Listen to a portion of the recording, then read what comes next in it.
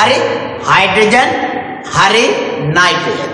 එහෙනම් අලුතෙන් ඉන්න ළමයි සජීව පදාර්ථයේ බහුලම මූලද්‍රව්‍ය හවුවත් විභාගෙට ඒ කවුද?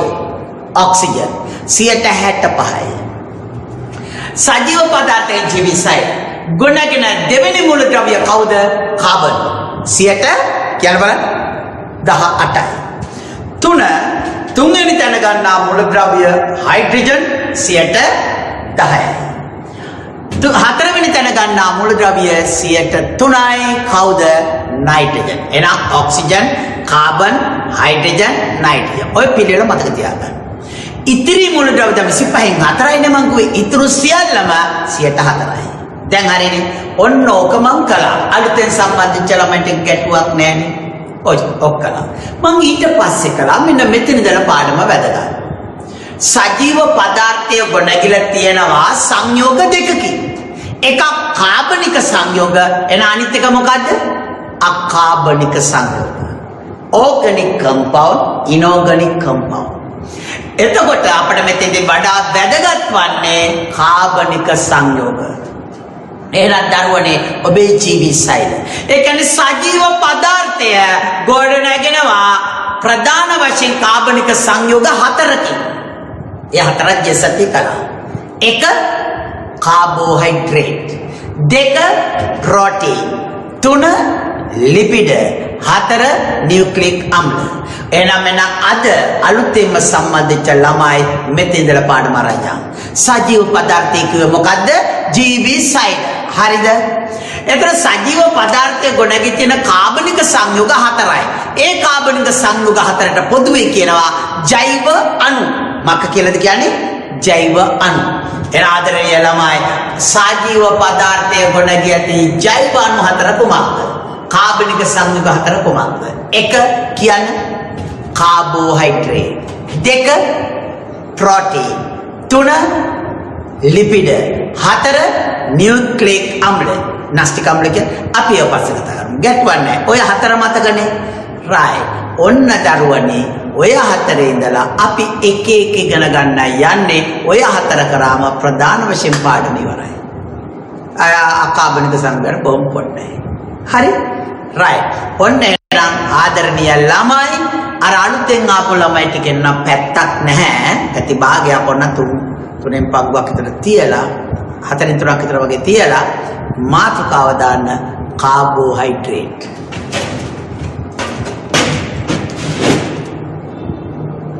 කාබෝහයිඩ්‍රේට්.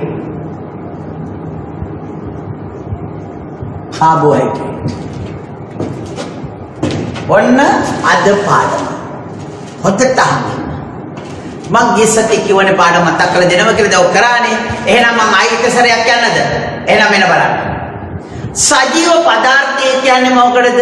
ජීවිසයි. ස්වභාවික මූලද්‍රව්‍ය ලෝකේ කීයක් හොයාගෙන තියෙනවද? 92යි. ඉන් සජීව පදාර්ථ ගොඩනැගෙන තියෙන මූලද්‍රව්‍ය සංඛ්‍යාව කීයද? 25යි. ඒ 25නොත් වැඩියම තියෙන මූලද්‍රව්‍ය සංඛ්‍යාව කීයද? 4යි. ඒ 4 පිළිවෙලින් කියන්නේ වැඩි එකද අඩු වෙන විදියට? Oxygen, carbon, hydrogen, nitrogen. පැහැදිලි? ඊට පස්සේ මම කිව්වා සජීව පදාර්ථ ගොඩනැගිලි තියෙනවා ජීවිසයිල ගොඩනැගිලි තියෙනවා සංයෝග දෙකකින්. එකක් කාබනික සංයෝග, අනිත් එක අකාබනික සංයෝග. එන ආදරණීය ළමයි කියන්නේ කාබනික සංයෝග 4ක් කිව්වා. අන්න එතන ඉඳලා තමයි අපි පාඩම අරන් යන්නේ. දැන් තේරුණානේ පාඩම? ඕකේ. අපි කොතනද ඉන්නේ කියලා හඳුනගන්න ඕන ගමන යන්න. නැත්තම් මෙහෙම බෑනේ. එහෙනම් සජීව පදාර්ථ ගොඩනැගී ඇති කාබනික සංයෝග ජෛව අණු 4යි. 1 මෙන් කාබෝහයිඩ්‍රේට්, 2 ප්‍රෝටීන්, 3 ලිපිඩ, 4 නියුක්ලික් අම්ලය. කියන බලයි සර්. නියුක්ලික් අම්ලය RNA DNA පස්සේ කතා කරමු. නියුක්ලික් අම්ලය. දැන් අපේ පාඩම කාබනික සංයෝග ජෛව අණු 4 ගැන කතා කරන්නේ. එහෙනම් පළවෙනිය කාබෝහයිඩ්‍රේට්. දැන් හරිනේ. රයිට්. ඔන්න පාඩමට ආවා. ඔන්න ගිය සතියේ ඔය පොඩ්ඩ තමයි කළේ. ගොඩක් වෙලා ගත්තට ඔච්චරයි කළේ. එහෙනම් ආදරණීය ළමයි. හොඳින් අහුම්කම් දෙන්න. පැය දෙකක් ඉඳ ඔබත් එක්ක සාමාන්‍ය දේවල් මොනවාක් කතා කරන්න බැරි බවක් පේනවනේ. එහෙනම් අපි මේ පැය දෙක උපරිම ප්‍රයෝජන ගන්න ඕන. මොකද ඔයගොල්ලෝගේ ඔන්ලයින් තත්පරයක් ගන්න රුපියල් 7 කැපෙනවානේ. ඉතින් ඒකත් මං අපරාධ කරන්නත් බෑනේ. නැත්නම් දැන් ඔන්න හොන්තින් අහන් ඉන්න. පස්ස කතා. එහෙනම් පෘථිවියේ තිබෙන ප්‍රධානම වැඩි බහුල වශයෙන් තියෙන කාබනික සංයෝගය කවුද කියලා හොත් ඔබ කියන්න කාබෝහයිඩ්‍රේට්. පෘථිවිය මත තියෙන බහුල වශයෙන් තියෙන කාබනික සංයෝගය කවුද? කාබෝහයිඩ්‍රේට්. නැති තැන. එතකොට මේ කාබෝහයිඩ්‍රේට් ගත්තම දරුවනේ එයා හැදිලා තියෙන මූලද්‍රව්‍ය තුනකින්. නමින්ම කියන මූලද්‍රව්‍ය තුන. කවුද ඉන්නේ? කාබන්. කවුද? ඔක්සිජන්. හයිඩ්‍රජන්. එහෙනම් කාබෝහයිඩ්‍රේට් හැදලා තියෙන්නේ CHO මූලද්‍රව්‍ය තුනෙන්. Carbon, hydrogen, oxygen. එහෙනම් කාබෝහයිඩ්‍රේට් හැදලා තියෙන මූලද්‍රව්‍ය තුන කියන්නේ මොකද? Carbon, hydrogen, oxygen. දැන් පැහැදිලිද? ඒකයි කාබෝහයිඩ්‍රේට්. නමේම කියනවා. Carbon, hydrogen, oxygen. right. එහෙනම් දරුවනේ කාබෝහයිඩ්‍රේට් හැදලා තියෙන කාබන්, හයිඩ්‍රජන්, ඔක්සිජන් පෘථිවියේ බහුලවම තියෙන කාබනික සංයෝග කාබෝහයිඩ්‍රේට්. ඒක හරිනේ? right. මෙන්න ඊළඟට මේ කාබෝහයිඩ්‍රේට් ගත්තම එයාට පොදු සූත්‍රයක් අපි ග්ලූකෝස් ගත්තම C6H12O6 කිය. ඒ වගේ පොදු සූත්‍රයක් දීලා තියෙනවා. මෙන්න CX කියලා ගත්තොත් H2O වරහනට පිටින් Y. මෙන්න කාබෝහයිඩ්‍රේට් වල පොදු සූත්‍රය. එහෙනම් ඒක අමතක කරන්න එපා බහුවාර පේපරේ ආවොත්. කියන්නේ CX H2O Y. කියන්නේ CX H2O Y වාරයක්. I can CX H2O Y. ඔන්න කාබෝහයිඩ්‍රේට් වල පොදු සූත්‍රය. right. දැන් ඔන්න ආදරණීය ළමයි හොඳින්ම හුඟක් දෙන්න. අම ආයිසරයක් යනවා මුලින්දලා. ඒතොර ගැටුවක් වෙන්නේ නැහැ. හොඳින් අහන් ඉන්න. බාහිර කිසි දෙයක් දිහා බලන්න එපා. කවුරුත් කතා කරන දේක් බලන්න එපා. ඒක මම කියවන්නේ කිව්වේ. ඒතොර පිට බාහිර සද්ද මොනවත් ඔයාලට ඇහෙන්නේ නැහැ. මාත් එක්ක විතරයි මේ ගන්න දෙනුව. ඒ නිසා මේ පෑ දෙක හරියටම අල්ලන්න. right. එහෙමනම් මෙන්න කාබෝහයිඩ්‍රේට්. මේ කාබෝහයිඩ්‍රේට් බෙදනවා ප්‍රධාන කාණ්ඩ තුනකට. මෙන්න ඒ කාණ්ඩ තුන අතිශයින් වටිනවා. මෙන්න ප්‍රධාන කාණ්ඩ තුනකට බෙදෙනවා. කාබෝහයිඩ්‍රේට් බෙදෙන ප්‍රධාන කාණ්ඩ තුන තමයි ඔන්න අහන් ඉන්න. 1 මොනොසැකරයිඩ්, 2 ඩයිසැකරයිඩ්, 3 පොලිසැකරයිඩ්. කියන්න බලන්න කාබෝහයිඩ්‍රේට් වර්ග තුන. මොනොසැකරයිඩ්, ඩයිසැකරයිඩ්, පොලිසැකරයිඩ්. සැකරයිඩ් ඔක්කොම එන්නේ. එහෙනම් මේක මොනෝ, ඩයි, පොලි. සරලතම කට්ටියට කියනවා මොනොසැකරයිඩ්. මම කියන්නම් ඩයි ආවි කොහමද? ඊළඟ කණ්ඩායමට කියනවා ඩයිසැකරයිඩ්. සංකීර්ණම කට්ටිය කියනවා පොලිසැකරයිඩ්. එහෙමනම් කාබෝහයිඩ්‍රේට් වර්ග තුන තමයි මොනොසැකරයිඩ්ස්, ඩයිසැකරයිඩ්ස්, පොලිසැකරයිඩ්. එහෙනම් මම ලියනවා. බලන්න. එහෙනම් දරුවන් කියන කාබෝහයිඩ්‍රේට් වර්ග තුන මොකද්ද කියලා ඔන්න මම ලියනවා.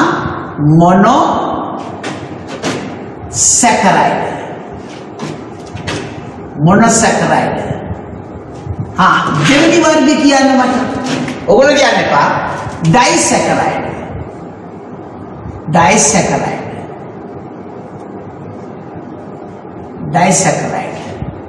තුන්වෙනි වර්ගය කියන්න මට. බොහොම හොඳයි. ඔබ කියනවා පොලිසැකරයිඩ්.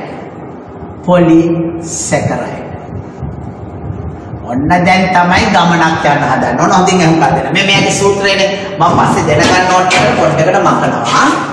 බෝඩ් එකේ ඉඳ ගන්න. දැන් ඕගොල්ලෝ මට කියන්න කාබෝහයිඩ්‍රේට් වර්ග තුන රයිට් කියන්න. මොනොසැකරයිඩ්ස්, ඩයිසැකරයිඩ්, පොලිසැකරයිඩ්. මම ඒකට නම ආවහට මම පස්සේ කියන්න. මොනොසැකරයිඩ් වල සූත්‍රය ඔන්න දරුවනේ මතකම තියාගන්න ඕන. මොනොසැකරයිඩ් වල සූත්‍රය ඔන්න C6H12O6. දැන් සමහර කෙනෙක් C6H12O6 එපා කියන්නේ. සමහර ඕනම සමහර ලොකු පන්ති වල ළමයි තුන් කියනවා C6H12O6 ග්ලූකෝස්. එහෙම කියන්නේ. ඔබ ජලයේද කියන්නේ H2O කියලාද? නෑනේ H2O. කාබන් ඩයොක්සයිඩ් කියන්නේ CO2 කියලාද? නෑ CO2. එහෙනම් ඇයි මේක සිංහලෙන් කියන්නේ? මේක කියන්නේ ඕනේ C6H12O6. එහෙනම් ඕනම මොනොසැකරයිඩ් එක සූත්‍රය කියන්න බලන්න. C6H12O6. මම මොනොසැකරයිඩ්ස් ටික දැන් දානවා. ඔන්න බලන්න මොනොසැකරයිඩ් වර්ග 3ක් තියෙනවා. මොනොසැකරයිඩ් වර්ග 3ක් තියෙනවා. ඔබට මේක පේන්නේ යාන්තම් වුණාට කමක් නැහැ බලන්න. පළවෙනියා ග්ලූකෝස්. ඔන්න එක මොනොසැකරයිඩ් එකට උදාහරණයක් තමයි ග්ලූකෝස්. තව මොනොසැකරයිඩ් උදාහරණයක් තමයි මෙන්න ෆ්‍රුක්ටෝස්. අන්න ෆ්‍රුක්ටෝස් සමහර ෆ්‍රක්ටෝස් කියලා කියනවා කමන්න. FRU හින්දා ෆ්‍රුක්ටෝස්. තුන්වෙනියට අපි නමක් දෙනවා මෙන්න ගැලැක්ටෝස්. එහෙනම් දරුවනි මං අයිසරයක් යනවා මේ සැකිල්ල ඔස්සේ ඔබට ගියාම ටක් ගාලා හරියනවා බලලා අපිට මං අහනකොට කසකස ගාලා ඔබ උත්තර දෙනවා මේක හැටි එහෙමයි. එහෙනම් ග්ලූකෝස් ෆ්‍රුක්ටෝස් ගැලැක්ටෝස්. මම මෙයාට සූත්‍රය දැන් දෙන්න යනවා ඩයිසැකරයිඩ්. ඩයිසැකරයිඩ් එක හැදෙන්නේ මොනොසැකරයිඩ් අණු දෙකක් එකතු වෙලා ජලන්ව පිට කරලා මම පසු ගණින්ද දැන් කියන්නේ නැහැ. එහෙනම් මේ සූත්‍රය C12H22O11. එහෙනම් ඩයිසැකරයිඩ්ස් තියෙනවා දරුවනි තුනක්. ඩයිසැකරයිඩ් C12H22O11. ඒක තමයි ඩයිසැකරයිඩ්. මේ අණු දෙකක් එකතු වෙලා ජලන්ව පිට කරලා හැදෙන ඩයිසැකරයිඩ්. එහෙනම් ඩයිසැකරයිඩ් වර්ග 3 මම යනවා. ඔන්න බලා ගන්න. පළවෙනියා මෝල්ටෝස්. ඔබට නිල් පාට පේන්නේ නැතුව ඇති නේද? අපි අයින් කරමු. අපි යමු. එහෙමනම් මේක බලමු. ඒක පේනවා. මෝල්ටෝස්. දෙවෙනි සුක්‍රෝස්. තුන්වෙනිය ලැක්ටෝස්. හරියට සද්ද කරන්න වෙනව කියවේ ලැක්ටෝස්. හොඳයි. පොලිසැකරයිඩ්ස් වලට මාව බෙක්කකට යනවා. පොලිසැකරයිඩ් සූත්‍රය C6H10O5. වරාණක් දාලා N කියන වාරයක්. ඒ කියන්නේ ග්ලූකෝස් වලින් ජලාණු අපිට කරා මේක C6H10O5. N කියන්නේ ගණන් කළ නොහැකි ප්‍රමාණයක පොලිසැකරයිඩ්. නම හැදෙනවා මම පස්සේ කියන්න. දැන් ගණන් ගන්න එපා. එහෙනම් C6H10O5 N වාරයක්. එහෙනම් පොලිසැකරයිඩ්ස් වර්ග 3ක් ඔබට ඉගෙන ගන්න තියෙනවා. මෙන්න එක්කෙනෙක් සෙලියුලෝස්.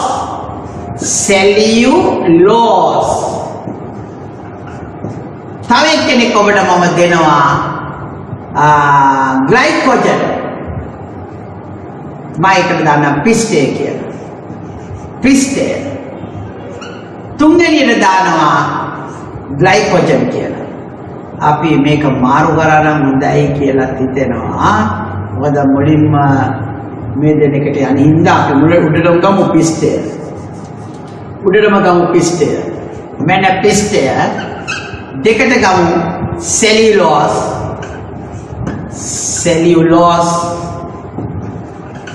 ඊළඟට ගමු ග්ලයිකෝජන්.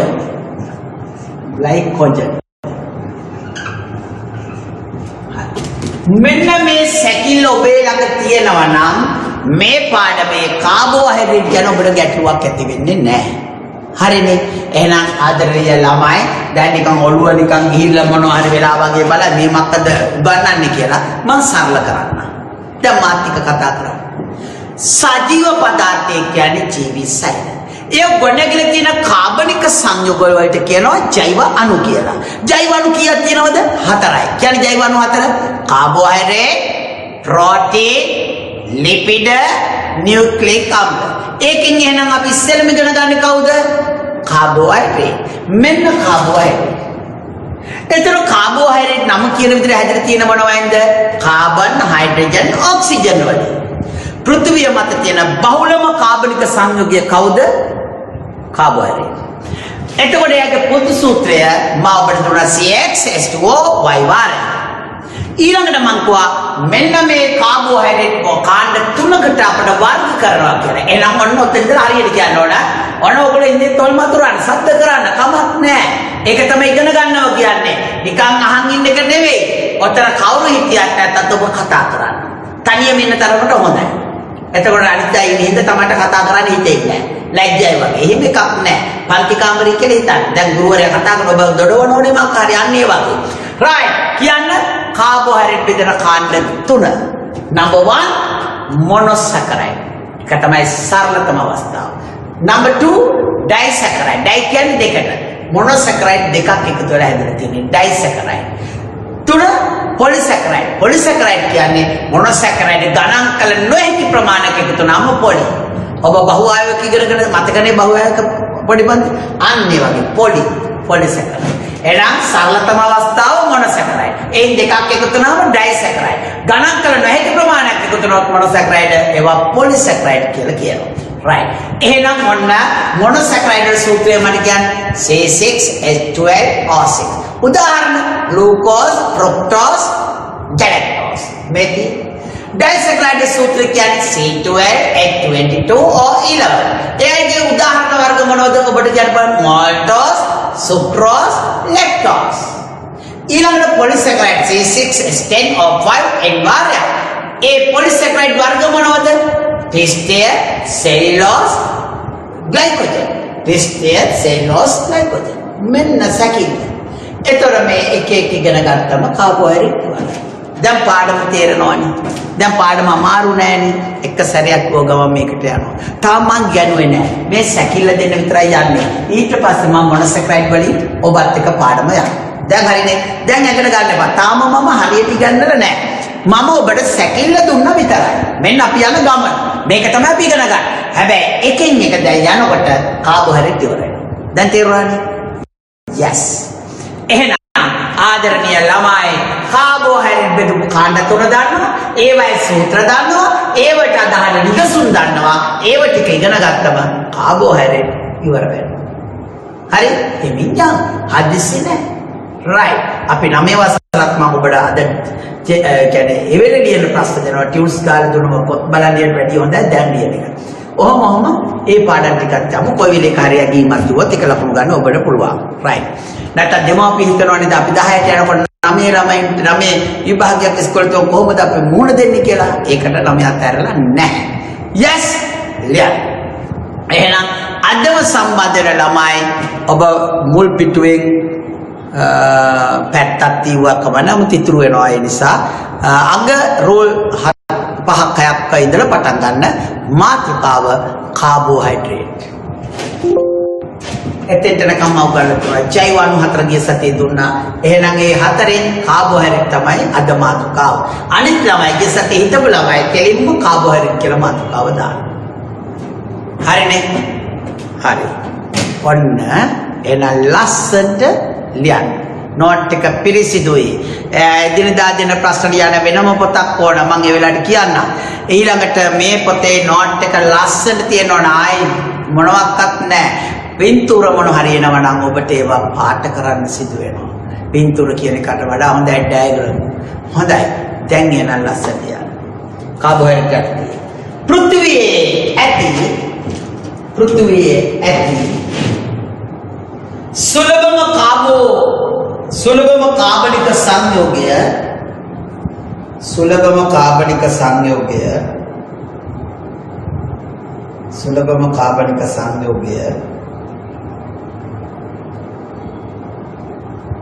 सुलभम कार्बनिक संयोग्य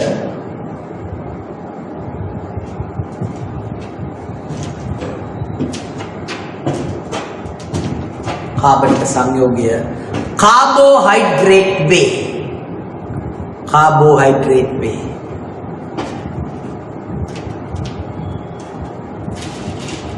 खतरा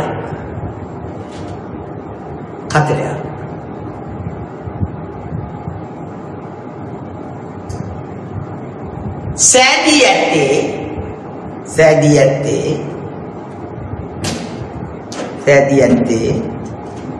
සංකේත දාන අපි දැන් 10 වසර ඉගෙන ගන්න ඕනේ අකුරු ලියන්න ඕනේ C H, O වලදී කාබන් හයිඩ්‍රජන් ඔක්සිජන් වලදී CHO වලදී කමා දාලා යන්න කාබන් හයිඩ්‍රජන් ඔක්සිජන් වලදී කවුරුද දන්නව C කියන්නේ කාබන් H කියන්නේ හයිඩ්‍රජන් O කියන්නේ ඔක්සිජන් එනිසා අපි එහෙම ලියමු මොකද සූත්‍ර පාඩම ළඟදීම තියෙනවා CHO වලදී මේ පාඩම බලන්න 11 වසර තියෙන විභාගෙ එතකොට මේව සාමාන්‍ය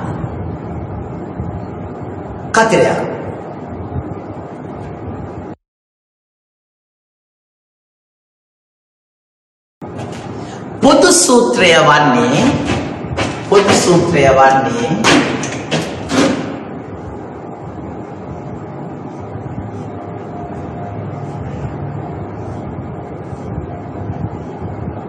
පොදු සූත්‍රය වන්නේ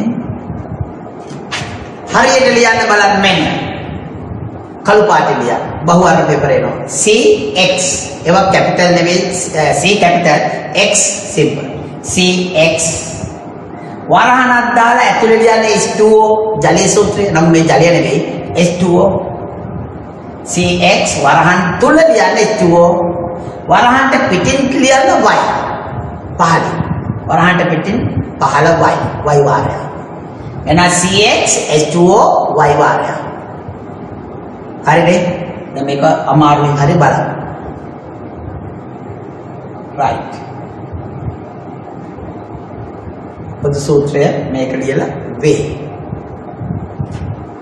දැන් යන කතරයක් දාලා කාබෝහයිඩ්‍රේට්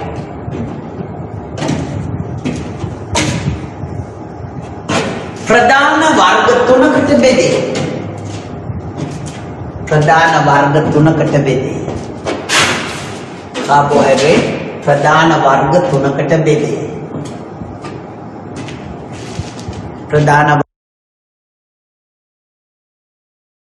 වර්ග තුනකට බෙදේ හොඳයි ආදරණීය ළමයි කළු පාට පෑනෙන් 1 2 3 කියලා 1 8 1 ලියන්න කාබෝහයිඩ්‍රේට් වර්ග තුන ඔන්න මම නැහැ ඔබ දැන් 1 2 3 කියලා එතකොට මම දන්නවා ඔබට පාඩම තේරුණා කාබෝහයිඩ්‍රේට් වර්ග තුනක් තියෙනවා කියලා මම දැන් කිව්වනේ වර්ග තුනකට බෙදේ එහෙනම් අලුත් රූල් එකට 1 8 1 දාන්න 1 2 3 ඒක කළු පාට ලියන වර්ග තුන මොකද්ද කියලා අන්න ඒක ලිව්ව කියන්නේ ඔබ කාබෝහයිඩ්‍රේට් වල ඇතුළට ගිහිල්ලා ඉවරයි ඔබ දන්නවා කාබෝහයිඩ්‍රේට් වර්ග මොනවද කියලා බලන්න ලියන්න මම මතකෙන් ලියන්න ඕනේ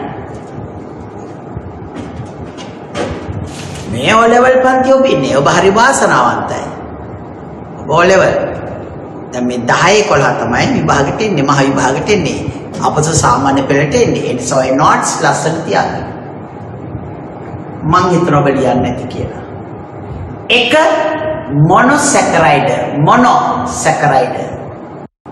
ඊට අතරේ දෙක ඩයිසැකරයිඩ්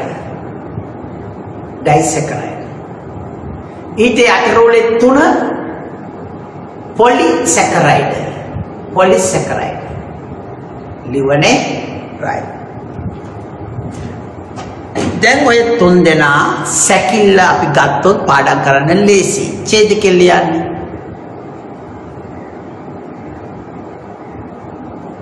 දැන් කාබෝහයිඩ්‍රේට්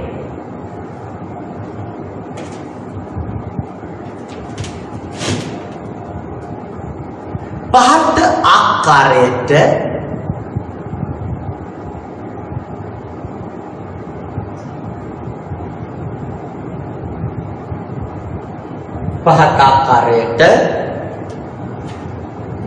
කාණ්ඩ කළ හැකිය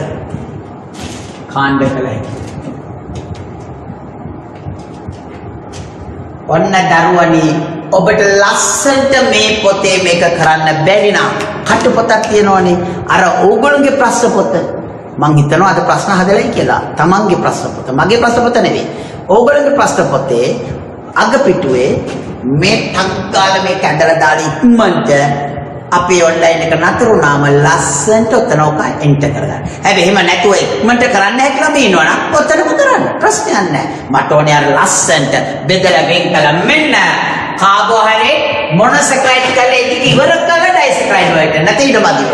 ඩයිසැකරයිඩ් එක ඉවර කළා තමයි පොලිසැකරයිඩ් වලට එන්නේ. හරිනේ එහෙනම් කාබෝහයිඩ්‍රේට් බෙදන්න මොනොසැකරයිඩ් එතකොට සූත්‍රය ඉස්සරහින් දාන්න C6H12O6 එයා බෙදෙන වර්ග තුන මෙන්න මොනොසැකරයිඩ් වර්ග මේ තුන් දෙනාගම සූත්‍රය මේක ග්ලූකෝස් ෆ්‍රුක්ටෝස් ගැලැක්ටෝස් ඒක ඉවරුනාම ඩයිසැකරයිඩ් වලට යනවා සූත්‍රය ලියන්න මාල්ටෝස් සුක්‍රෝස් ලැක්ටෝස් ඒක ඉවරුනාම පොලිසැකරයිඩ් වලට යනවා C6H10O5N පිස්ටිය සෙලුලෝස් ග්ලයිකෝජන් දැන් ලස්සන ලියන්න මම දෙන වෙලාව බලමු මේක පේනවද කියලා තිරේ ලොකු කරලා බලන්න පුළුවන් ෆෝන් එකෙන් බලන්න ඕන ලැප් එකේ නම් ප්‍රශ්නයක් නැහැ පොඩ්ඩක් ලොක් කරාම හොඳට පේනවා මේ පැත්තට හැරෙව්වත් හරියි එතන ලොකුවට පේනවා තනියෙන් කරන්න වෙන්නේ ඒකයි ගෲප් එකක් කණ්ඩායමක් කළා මේ වැඩේ කරන්න බෑ දැන් මම බැලුවා පේනවා ඒ නිසා ගැටුවක් නැහැ මම බෝඩ් එකෙන් ඈඩ් කරලා ඉන්නම් ඒක ඕගොල්ලන්ට නැත්තම් මේක බලා ගන්න බෑනේ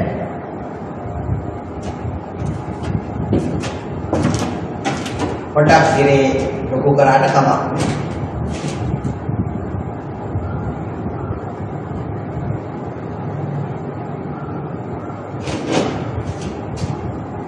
මොනොසැකරයිඩ් C6H12O6 ඒක බෙදන්න තුනට ග්ලූකෝස් ෆ්‍රුක්ටෝස් ගැලැක්ටෝස් මම අර කඩදාසිය කරන්නේ කොහෙද ඔයගොල්ලෝ ලස්සනට මේක එන්ටර් කරන්න මෙතන පුළුවන් ඉතින් මොකද 11 වසරේ විභාගෙටත් ඕකනේ නැත්නම් කෙලිම පුළුවන් ළමයි ඉන්නවා ඊළඟ දෙක ඩයිසැකරයිඩ් C12H12O11 මාල්ටෝස් සුක්‍රෝස් ලැක්ටෝස් ඊළඟ තුනට පොලිසැකරයිඩ් C6H10O5N පිස්ටිය සෙලුලෝස් ග්ලයිකෝජන් ඔය විදිහට ටක් ගාලා බලනවා සැකිල්ල ගහගන්න.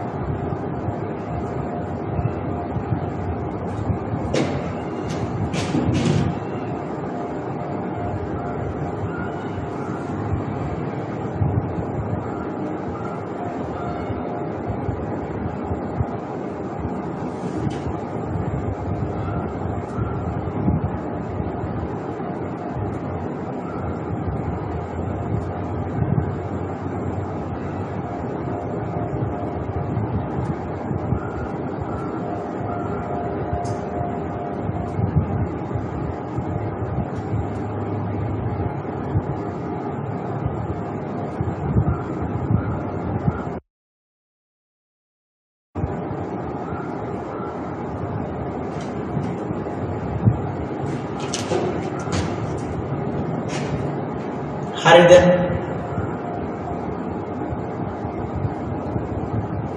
මොනොසැකරයිඩ් C6H12O6 වර්ග 3යි ග්ලූකෝස් ෆ්‍රුක්ටෝස් ගැලැක්ටෝස් මේ වගේ chart එකක් ලියන වෙලාවට කටසටහනක් ගහගෙන ඔන්ලයින් එකේ වුණාම කරන්න මොකද වෙලාව අපිට අවශ්‍ය නැහැ ඩයිසැකරයිඩ් C12H22O11 උදාහරණ කරන් තියෙනවා මාල්ටෝස් සුක්‍රෝස් ලැක්ටෝස් ऐसे पॉलीसैकेराइड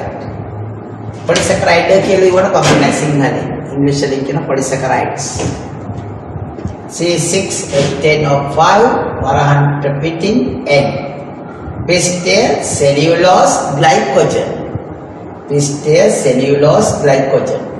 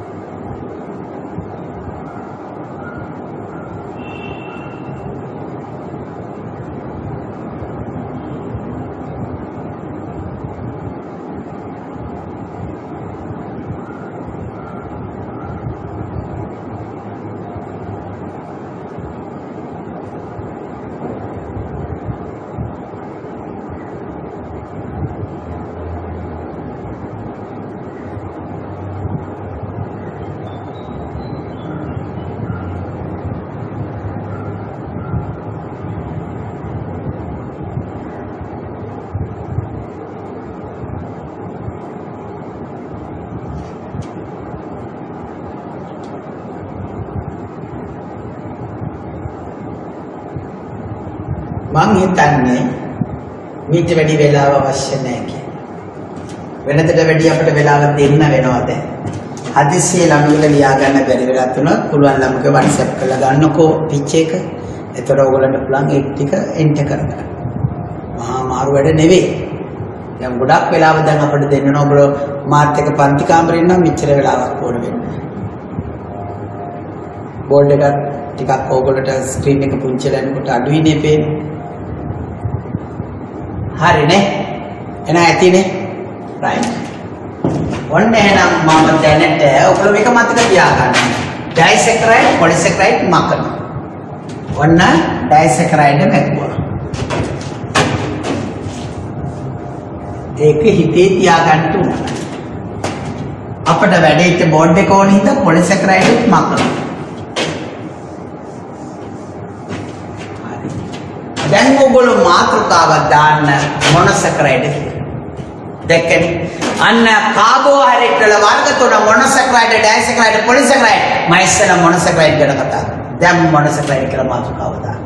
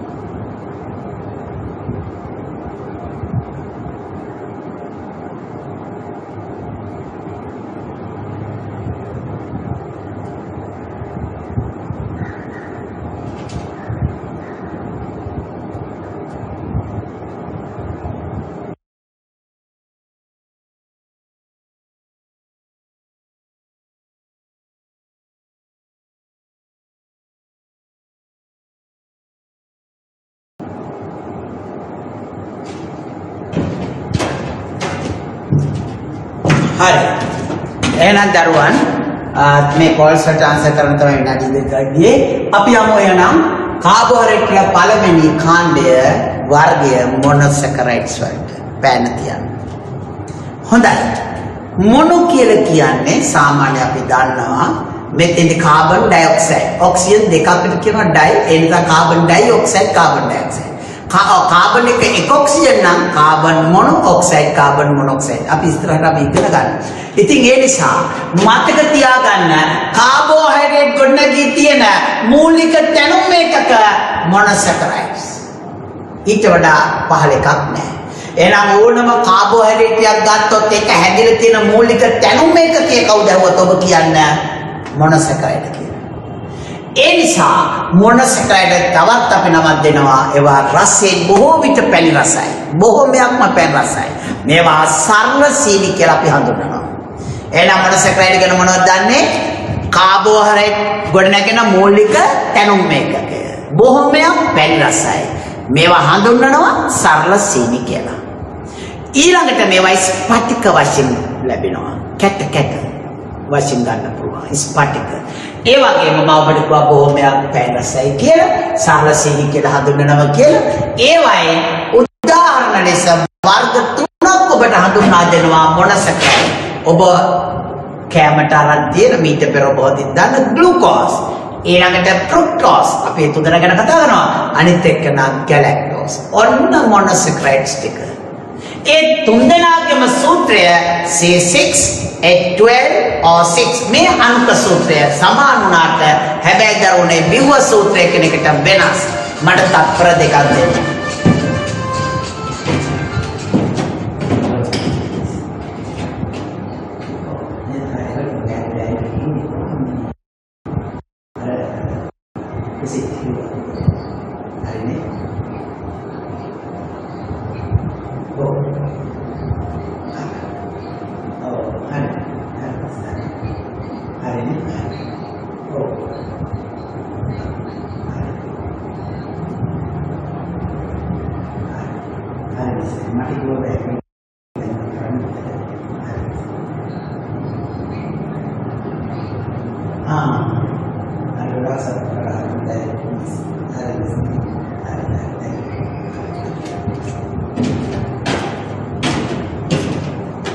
හොඳයි. එතකොට දැන් ඔබ ඉගෙන ගත්තේ මොනොසැකරයිඩ් කියන්නේ කවුද? කියන්නේ කාබෝහයිඩ්‍රේට් ගොඩනගෙන මූලික තැනුම් එකකය මොනොසැකරයිඩ්ස්. ඒවා ස්පටික වශයෙන් ලබා ගන්නවා. ඒවා බොහොමයක් පැණි රසයි. මේවා සරල සීනි ලෙස අපි හඳුන්වනවා. පොදු සූත්‍රය C6H12O6. මේවා වර්ග තුනයි. කියන්නේ වර්ග තුන මොනොසැකරයිඩ් වර්ග තුන කියන්නේ ඒවට උදාහරණ කියන්නේ ග්ලූකෝස්, ෆ්‍රුක්ටෝස්, ගැලැක්ටෝස්. දැන් අපේ මාතෘකාව ග්ලූකෝස්, ෆ්‍රුක්ටෝස්, ගැලැක්ටෝස් ගැන ඉගෙන ගන්න. ඒ නිසා අපි මේ පොඩ්ඩ ලියලා එතෙන්ද යමු. එහෙනම් මොනොසැකරයිඩ් ගැන ලියන්න. මෙන්න කතරයක්. කළු පාට ලියන්න. කාබෝහයිඩ්‍රේට්ස් වල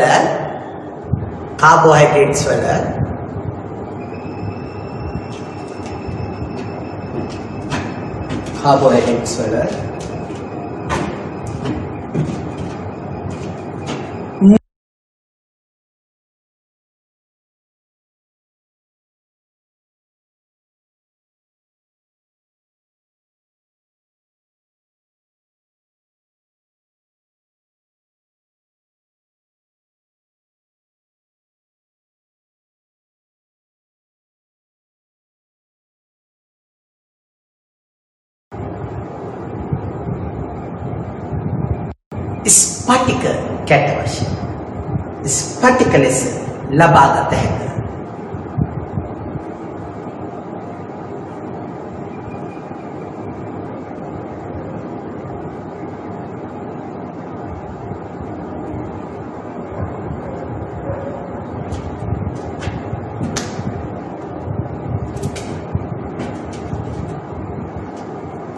ඊට යටරෝලේ උදා තිද්ද කැයිරි කෑල්ල.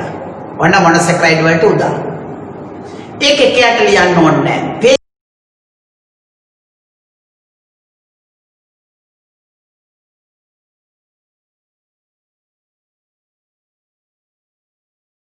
ලියන්න බලන්න මොනොසැකරයිඩ් වලට උදාහරණ කියලා. දැන් තනියම ලියන්න. මොනොසැකරයිඩ්ස් වර්ග තුන මොකද්ද කියලා ලියන්න. පේලිය ලියන්න. අන්න එතකොට ඔබට මේක ලියන්න හැකියි. ඒ කියන්නේ තේරිලා. අන්න ඒකයි මට ඕනේ තමන්ට වැටුණාද නැද්ද? දැන් මොනොසැකරයිඩ්ස් වලට අපි ආව උදා කියන උදාහරණ. දැන් ඔයාලට උදාහරණ තුන ලියන්න පුළුවන්ද? පුළුවන් නම් තේරිලා. අන්න ඒකට තමයි මම මේ බලන්නේ. ඔබ මගේ ළඟ නැති හින්දා මට වැටුණාද කියලා බලන්න method එකක් ඕක. ඔබට ලියන්න පුළුවන්. ඔබ ලියුවා glucose, fructose, galactose. එහෙනම් ඔබ මේක වැටහිලා. එහෙනම් දැන් අපි යනවා ඒ තුන්දෙනා ගැන ඉගෙන ගන්න. එහෙනම් මාතෘකාව දාන්න glucose. මාතෘකාව glucose කියලා දාලා පෑන තියන්න. ඔන්නේදී මොදින්ම ඉගෙන ගන්න ඕන කාරණාවක් දැන් මම උගන්වනවා. හැබැයි දරුවනේ මම මෙතන එක කැලලක් උගන්වනවා 11 වසරට ඉගෙන ගන්න ඕන කැලල.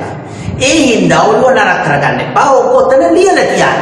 මොකද 11 වසර විභාගෙට මේ නෝට් ටික බලනවනේ. එතකොට මේක මෙතන තිබුණම වඩා අර්ථවත්. ඒකයි. ඔන්න මේකතන ඉඳලා තේරෙන්නේ නැහැ මොකද්ද මේ සමීකරණ ඒව ගණන් ගන්න එපා. මම මෙතෙන්ට දෙන්නේ මේ නෝට් එක 11 වසර ඔබ කියවනකොට මෙතන තමයි මේක වටින්නේ. අන්න ඒකින්ද දැන් පෑන තියන්න. මාතෘකාව glucose. හරි? දැන් අහගන්න. ඔන්න දරුවනේ කාබෝහයිඩ්‍රේට් වල මොනොසැකරයිඩ්නේ සරලතම ඒකට තවත් හඳුන්වා දිය හැකි සරලතම මොනොසැකරයිඩ් එකක් තමයි glucose. ඔබ දන්නවා ප්‍රභා සංශ්ලේෂණය 11 වසරේ දෙවෙනි පාඩම පොඩි පන්තිට ඉගෙන ගන්නවා. ඔබ දන්නවා කාබන් ඩයොක්සයිඩ් ජලය උපයෝගී කරගෙන අමුද්‍රව්‍ය ලෙස හිරුවැලි ඇතිවිට හරිත ප්‍රධාන සෛල තුළ ආහාර නිපදවීම ප්‍රභාසාද. මොනවද නිපදවන ප්‍රධාන ඵලය? glucose. අන්න ප්‍රභාසාද ගොඩනගෙන ප්‍රධානම ඵලය glucose. අන්න වැදගත්. එහෙමනම් glucose සෑදෙන මේ ස්වභාවික ක්‍රියාවලිය ප්‍රභා සංශ්ලේෂණය. ඔබට පුළුවන් වෙන්න ඕන ප්‍රභා සංශ්ලේෂණයේ ප්‍රතික්‍රියාව ලියන්න. එහෙනම් අමුද්‍රව්‍ය කවුද? Carbon dioxide. තව කවුද? ජලය. මම මේක සංකේත සූත්‍ර වලින් දෙනකොට මම ඔබට කිව්වේ සර් වැඩි වැඩ කරනෝනේ අපි මේව ඉගෙනගෙන නැහැනේ. කමක් නැහැ. ඔබ 10 ඉගෙන ගන්නවා. 11 වසරේ මේ නෝට් එක බලනකොට හෙන ගහන්න වගේ මතක් වෙනවා. මෙතන තමයි මේක තියෙන්න ඕනේ. එතකොට ඕකේ. එහෙනම් මේව ලියාගත්තට බය වෙන්න එපා. right. එහෙනම් මේ දෙන්න එකතු වුණාම දරුවනි මේ පැත්තෙන් ආලෝකය අපට ලැබෙනවා. ආලෝකය. මේ පැත්තෙන් හරිත ප්‍රද. එතකොට ඔබට නැගෙන ආහාරය තමයි glucose. මෙන්න glucose සූත්‍රය කියන බලන්න මෙන්න සූත්‍රය. C6H12O6.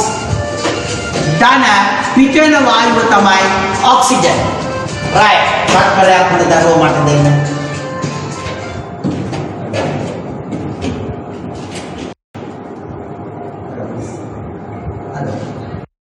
okay.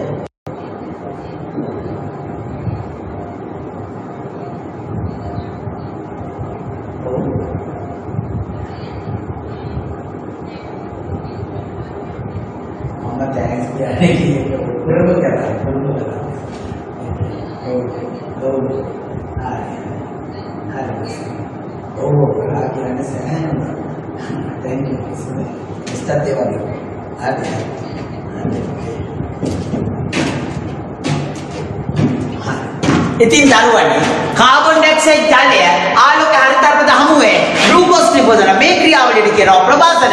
පිටන අතුරුපාලය ප්‍රභාසන මොනවද? ඔක්සිජන්. ඉතින් දරුවනේ තවම වැඩි වැඩක් කරන්න බය වෙන්න එපා 10 වසර ළමයි. මම මේකට ග්ලූකෝස් හැර අනිත් හැමෝටම ඉස්සරහින් මම 6ක් තියන දාන්න. ඊළඟම 6. මෙන්න ග්ලූකෝස් වල දාන්න අනිත් හැමෝටම 6 බැගින් දාන්න. ඒ රසායනික ප්‍රතික්‍රියා තුලිත කිරීම. ඒක තියෙනවා 10. දැන් මම මෙතන දාන්නේ ඇයි? 11 වසරේදීත් මේ නෝට් එක ඔබ බලනවා. එතකොට මේක මෙතනම තිබුණානේ දරුවනේ හරියන්නේ. දැන් මේක නොතිබුණට කමන්නේ. ලැවොසියර්ගේ ස්කන්ධ ශාස්ත්‍රයේ නියමයේ ප්‍රතික්‍රියක වල ස්කන්ධය පළවන ස්කන්ධයට සමානයි. එහෙමනම් ඒකට තමයි මේ ඉලක්කම් දැම්මේ. පස්සේ තේරෙයි. දැන්ට ඕන මෙන්න මේ ඉස්සරහින් තියෙන ඉලක්කම මේ ඇතුලේ හැමෝටමයි. එතන මෙතන ඉන්නවා කාබන් 6ක්. එක් වරක් 6 6යි. මේ බැලුවා කාබන් 6යි. ඒ පැත්ත මේ ප්‍රතික්‍රියා පැත්ත පළ පැත්තට සමානයි. බය වෙන්න එපා. තේරුණ තුනක් මම දන්නව ඕනේ නැහැ. මෙන්න ඔක්සිජන්. මෙතන 6 වරක් 2 12යි. මෙතන 6යි 18යි. මේ පැත්තේ 18ක් තියෙනවා. මේ පැත්තේ ඔක්සිජන් 18ක් තියෙනවද බලන්න.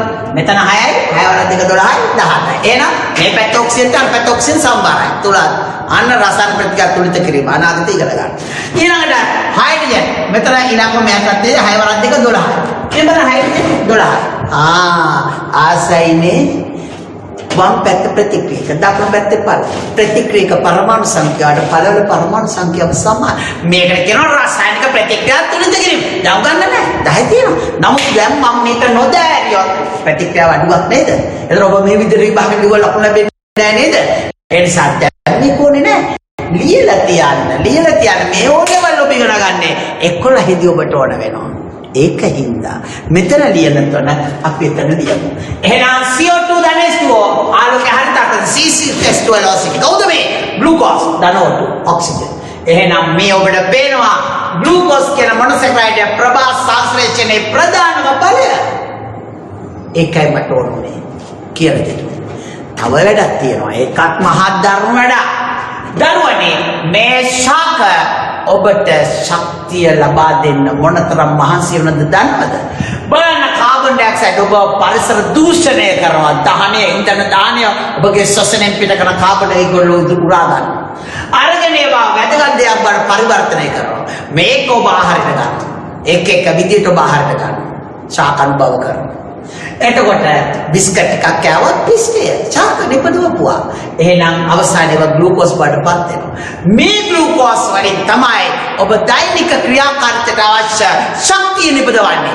එහෙනම් මේ ග්ලූකෝස් ඔක්සිජන් මගින් බිඳහැරුවම ජලයේ කාබන් ඩයොක්සයිඩ් ලැබෙනවා ශක්තිය පිට වෙනවා. ඒ ශක්තිය ඔබ කුචු හොතාහි ඔබගේ කාර්යයන් සඳහා යොදා ගන්න. මේකට කියනවා ආහාර ඔක්සිකරණය නැත්නම් ශෛලීය ශෝෂණය. එහෙනම් ප්‍රවාසාදර ප්‍රතික්‍රියාවේ අනිත් පැත්ත ආහාර ඔක්සිකරණය. ඔබ දන්නවා මෝටරයක් ධාවනය වෙන නම් ශක්තිය ඕන. ශක්තිය බදන්නේ කොහොමද? ඉන්ධන ඔක්සිජන් හමුවේ බිඳ වැටෙන්නේ. ඉන්ධන ඔක්සිජන් හමුවේ දහනය කිරීමේ. ඔබට ශක්තිය ඕන. ඔබ පෙට්‍රල් ගහගෙන දහනය කළද වැඩ කරන්නේ නැහැ. ඔබට ශක්තිය ලබා දෙන්නේ ශාක නිපදවන ග්ලූකෝස් වලින්. ඔබ ගන්න කාබෝහයිඩ්‍රේට් ලැබෙන ග්ලූකෝස් වලින්. ඒ ග්ලූකෝස් ඔබ හුස්ම ගන්න මොකද මේ? ඔක්සිජන්. ඒ ඔක්සිජන් අර සෛලවල ග්ලූකෝස් දහනය කරනවා. බිඳහැරුවම ශක්තිය ලැබෙනවා. මේකට කියනවා ආහාර ඔක්සිකරණය සෛලීය ශෝෂණය. මේක තමයි දරුවනේ ප්‍රභාසාස්ත්‍රය කළ ශාක අපට දෙනවා සූර්ය ශක්තිය මේක තුල ගබඩා කරනවා. මේ ගබඩා වෙච්ච ශක්තිය නිදහස් කරාම ඔබගේ කාර්යයන් සඳහා ඔබ ඒක යොදා ගන්නවා. අන්න ඔබ ඒක යොදා ගන්නවා. දැන් ඔබට පැහැදිලි මෙන්න ප්‍රභාසාස්ත්‍රය ජීවය ලෝව පවත්වන තුරු මෙයා සිදුවේ යුතුයි. එහෙනම් මේ නිපදවන මේ ආහාරය තුළ සූර්ය ශක්තිය ගබඩා වෙනවා රසායනික ශක්තිය ලෙස. මෙයා බිඳෙන ඔක්සිජන් මගින් අන්න ගබඩා වෙච්ච රසායනික ශක්තිය නිදහස් වෙනවා. ඒකෙන් ඔබගේ කාර්යයන් සිදු කරගන්න. මේකට කියනවා ප්‍රභාසංශ්ලේෂණය. ශක්තිය නිපදවන ක්‍රියාවලියට කියනවා ආරොක්සීකරණය නැත්නම් ශෛලීය ශෝෂණය. මේක කරන්නේ ශක්තිය ගබඩා කරන එක ප්‍රභාසංශ්ලේෂණය. ගබඩා වූ ශක්තිය නිදහස් කරන්නේ ආහාරොක්සීකරණය ශෛලීය. එහෙනම් ඔබ වැඩක් කරන ඈනේ ලියනකොට ශක්තිය වේ. ඒතර ලබාගත කාබෝහයිඩ්‍රේට් කියන්නේ අවසන් චේරුණ ග්ලූකෝස්නේ. ඒ ග්ලූකෝස් ඔබ දැන් ශෝෂණය කරන්නේ नान्नी කොට ශක්තිය නිපදේ. ඉතින් බලන්න ඔබ ලබාගත් ශක්තිය කාගේ ශක්තියද? සූර්ය ශක්තිය. අන්න ශාක තුළ සූර්ය ශක්තිය ගබඩා වෙනවා රසායනික ශක්තිය ලෙස. ඒව අනුභව කරලා විද වැටුනම ඒ ගබඩා වෙච්ච රසායනික ශක්තිය නිදහස් කරගෙන ඔබ කාරණා කර ඔබ කරන හැම ක්‍රියාවලියක්ම මම මෙතන හිටගෙන මර දෙන්නේ කාගේ ශක්තියද? සූර්ය ශක්තිය. මම කුචු හොතා ඒ කරන්නේ කාගේ ශක්තියද? සූර්ය ශක්තිය. ඔබ උතර ලියන්නේ කාගේ ශක්තියද? සූර්ය ශක්තිය. දැන් පැහැදිලි? එහෙනම් ප්‍රභාසංශ්ලේෂණය මොනතරම් වැදගත්ද? එහෙනම් ප්‍රභාසංශ්ලේෂණයේදී ඔබ හිත පිට නැති විදිහට පිට කරන කාබන් ඩයොක්සයිඩ් අරගෙන ඔබට ආහාර ලබා දෙනවා. ඔබ වාතයෙන් ඉවත් කරන ඔක්සිජන් ටික ප්‍රභාසයෙන් ඔබට ලබා දෙනවා. මේ ලබාගත් ආහාර මේ ඔක්සිජන් මගින්ම බෙදලා ඔබට ශක්තිය ලබා දෙනවා. බලන්න මේ ශාක තුළ ශක්තිය ගබඩා කරන ඔබ තුළ ශක්තිය නිදහස් කරනවා. ශක්තිය ගබඩා වෙනවා ප්‍රභාසංශ්ලේෂණි. ශක්තිය නිදහස් වෙනවා ආහාර ඔක්සීකරණය. නැත්නම් සෛලීය ශ්වසනය. එනවා ඔබ ඔතෙන්ද හුස්ම ගන්නෙ මොකටද? ජීවත් වෙන්නද? නෑ. ශක්තිය නිබදව ගන්න. එහෙනම් බෙල්ල තද කරන් හිටියොත් ඔක්සිජන් නෑ. ශක්තිය නිබදවන්න බෑ. අපේ මැෂින් නවතිනවා. මැරෙනවා. හුස්ම ගන්න බැරි වෙච්ච හින්දා නෙවෙයි මැරුනේ. මේ හින්දා. ශක්තිය නිබදව ගන්න බැරි හින්දා. එහෙනම් මතක තබා ගන්න ග්ලූකෝස් අපිට මොනතරම් වැදගත් වුණාද කියලා. මේවා පැණි රසයි. සියලුම ග්ලූකෝස් පැණි රසයි. ජලය හොඳින් දිය වෙනවා. ඒ හින්දානේ ගමහරා දුනක සැරසෙන් වෙන යා කියනකොට ග්ලූකෝස් ටිකක් කාලේ දුවත් අන්න ග්ලූකෝස් වල ශනික ශක්තිය ලබා ගන්නයි ඔබ කරන්නේ. දැක්කනේ? එහෙනම් ග්ලූකෝස් කාලේ දුවන්නේ මොකටද? ග්ලූකෝස් කාලේ ක්‍රීඩා කරන්නේ මොකටද? ග්ලූකෝස් කාලේ මෙහෙම ක්‍රිකට් ගහන්නේ මොකටද? ශක්තිය ලබා ගන්න. ඒ ග්ලූකෝස් නිබදවේ කවුද? ශාකල ප්‍රභාසංශ්ලේෂණ. ප්‍රභාසං නිබදව ග්ලූකෝස් වල ශක්තිය ගබඩා වුණේ කාගෙන්ද? සූර්ය ශක්තිය. ඒ ග්ලූකෝස් ඔක්සිජන් හමුවේ බිඳහලානේ කවුද? ඔබේ සෛල තුළ. ඒතර ශක්තිය නිබදවෙනවා. ඒකෙන් ඔබ ප්‍රයෝජන ගන්නවා. ඒ ප්‍රතික්‍රියාව නිකනිත් පැත්ත. ශක්තිය නිබදවන ක්‍රියාව නිකනිත් පැත්ත. මේ පැත්ත නිසා නේද හොනත් ඒ පැත්ත. අපි ඒක තාක්ෂණිකව කියමු. දැන් මම ඔබට පැහැදිලිද ග්ලූකෝස් ගැන? රයිට්. අපි එහෙනම් ග්ලූකෝස් ගැන කියමු. මෙහෙම කියන්න. ප්‍රභාසංශ්ලේෂණයේදී නිපද වෙන ප්‍රධානම ඵලය ප්‍රභාසංශ්ලේෂණයේදී නිපද වෙන ප්‍රධානම ඵලය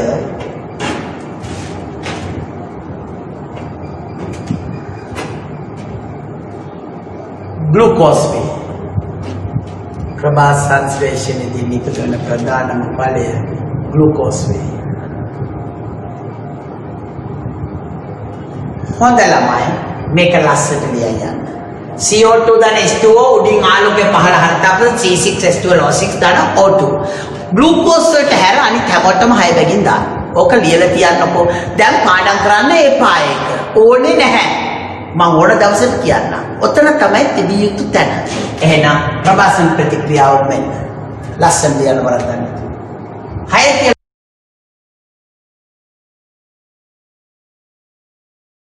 දැන් ඔබට මම කිව්වනේ ඇයි මොකද කියලා. ඒක පස්සේ ඉගෙන ගන්න. දැන්ට පාඩම් කිරීමේ අවශ්‍ය නැහැ. ලියලා ඔතන තියන්න. මම නෝට් එකක් දෙන්නේ අදට නෙවෙයි. අනාගතේ ඉඳලා. ඒකයි. මගේ නෝට් එක ඔබ බලන්න විභාග ඕන පේපර් එකේ ඕන අහන ප්‍රශ්නයකට මගේ නෝට් එකේ උත්තර තියෙනවා. නැත්තම් මට කියන්න. ඕන ළමයි කියන්නේ මෙන්න සර් මේ ප්‍රශ්න උත්තරේ සර් මේකෙන් ගන්න බෑ කියලා. අවබෝධයෙන් දෙන්නේව තියෙනවා. නමුත් අවබෝධයෙන් දෙන්නේවත් මගේ නෝට් එකේ තියෙනවා. කයිවාරු නෙවෙයි. ඒකෙන් තමයි මම මේව දෙන්නේ. ඔබට ප්‍රභාසං ප්‍රතික්‍රියා ලියන්න આવොත් මේකම ලියන්න. මෙතන 6ම දායරිය ලකුණු වගේ. ඒ හින්දා මම මෙතෙන්ටම ඒව දාවා. දැන් තේරුණානේ? right. දැන් ලියන්න. ඔබ බය වෙන්න එපා.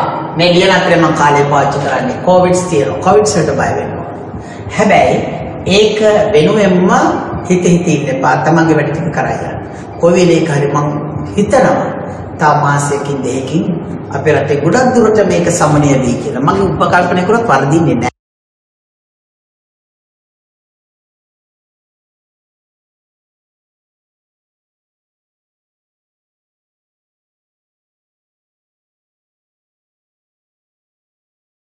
सामान्य मासिक දෙකකින් සම්පූර්ණ වගේ ගොඩක් දුරට නැති වෙලා යන්න ඉඩ තියෙනවා කියලා. හැබැයි ඒකම අපේ මිනිස්සුන්ගේ සදාචාරය තමන් කරන ක්‍රියාවලිය මත තමයි මේක වෙන්න ඕනේ. ඉතින් ඒක සුබ දෙයක් අපි අනාගතේ හිතමින් මේකදී ඔබ වැඩ ටික කරaya. අපි කවදද හමුවන්නේ එදා රෙඩි. මම දන්න තරමින් දැන් පන්ති පවත්වන අවසර දෙන්න යන්නේ 50කට වැඩි නොවන කණ්ඩායම් සඳහා. ඉතින් එහෙම අවස්ථාවක් ලැබුණොත් අපි බලමු. ඔබගේ අදහස මට එවන්න. එහෙම කැමතිද කියලා. ඒ මොනොත් මම මෙහෙ පන්තිය ප්‍රශංසා කරයි. තංගල්ලේ පන්තිය මම 100% ඔබට කොවිඩ් එන්නේ නැතුව මට පන්ති කාමරේ තුල වක් කියන්න පුළුවන්. හැබැයි පන්ති අපේ ගේට්ටුවෙන් එහා පැත්තේ ඔබ වග කියන්න වෙනවා. පේලියේ දෙහා කෙලවර එක්කෙනයි මෙහා කෙලවර. මුළු පන්තියටම දාලා එහෙම දාගත්තොත් අපට අමාරු වෙන එකක් නෑ. එතකොට ළමයි මම යවන්නේ පන්ති යනම දෙන්න එක්කෙනා පස්සේ මීටර එක පරතරේ තියා. ඊට වලකට කැරම් බෝඩ් එක නෑ. එකට එකතු වෙන්න දෙන්නේ නෑ.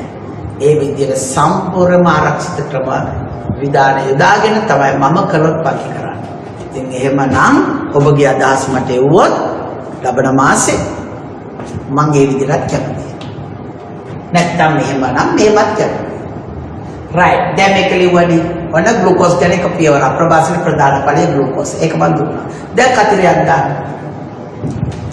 ලියන්න.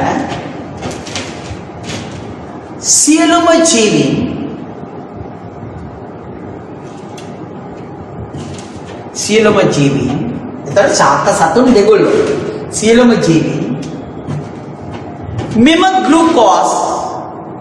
මෙම ග්ලූකෝස්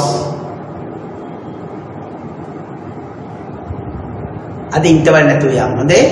අද වෙලාව ගියානේ මුලදී ආරම්භයේ පොඩ්ඩක් ප්‍රශ්නයක් නේ. එහෙනම් යන්න.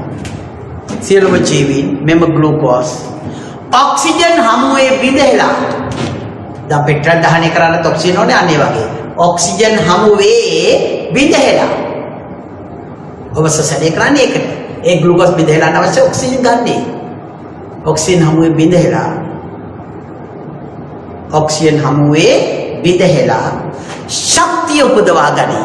ශක්තිය උපදවා ගනී. ලස්සට නෝට් තියන්න.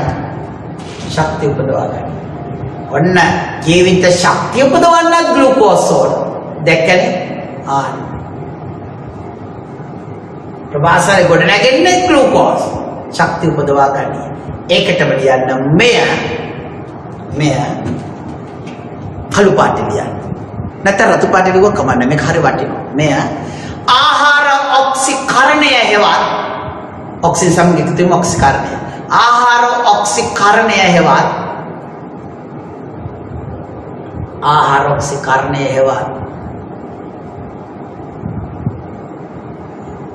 සෛලීය ශ්වසනය කොඹ දෙකයි සයන. සෛලීය ශ්වසනය තාර්ජෂණ. ආහාර ඔක්සිකරණය හෙවත් සෛලීය ශ්වසනය ලෙස හඳුන්වයි. සෛලීය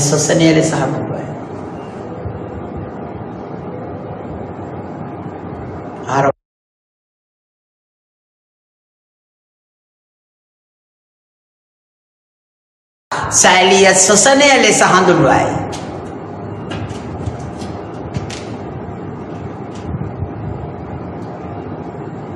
ඒකටම එය මෙසේ දැක්විය හැකිය. ආහාර ඔක්සිකරණ විභාගයට આવොත් මේක 11 අවසට එනවා. එය මෙසේ දැක්විය හැකිය.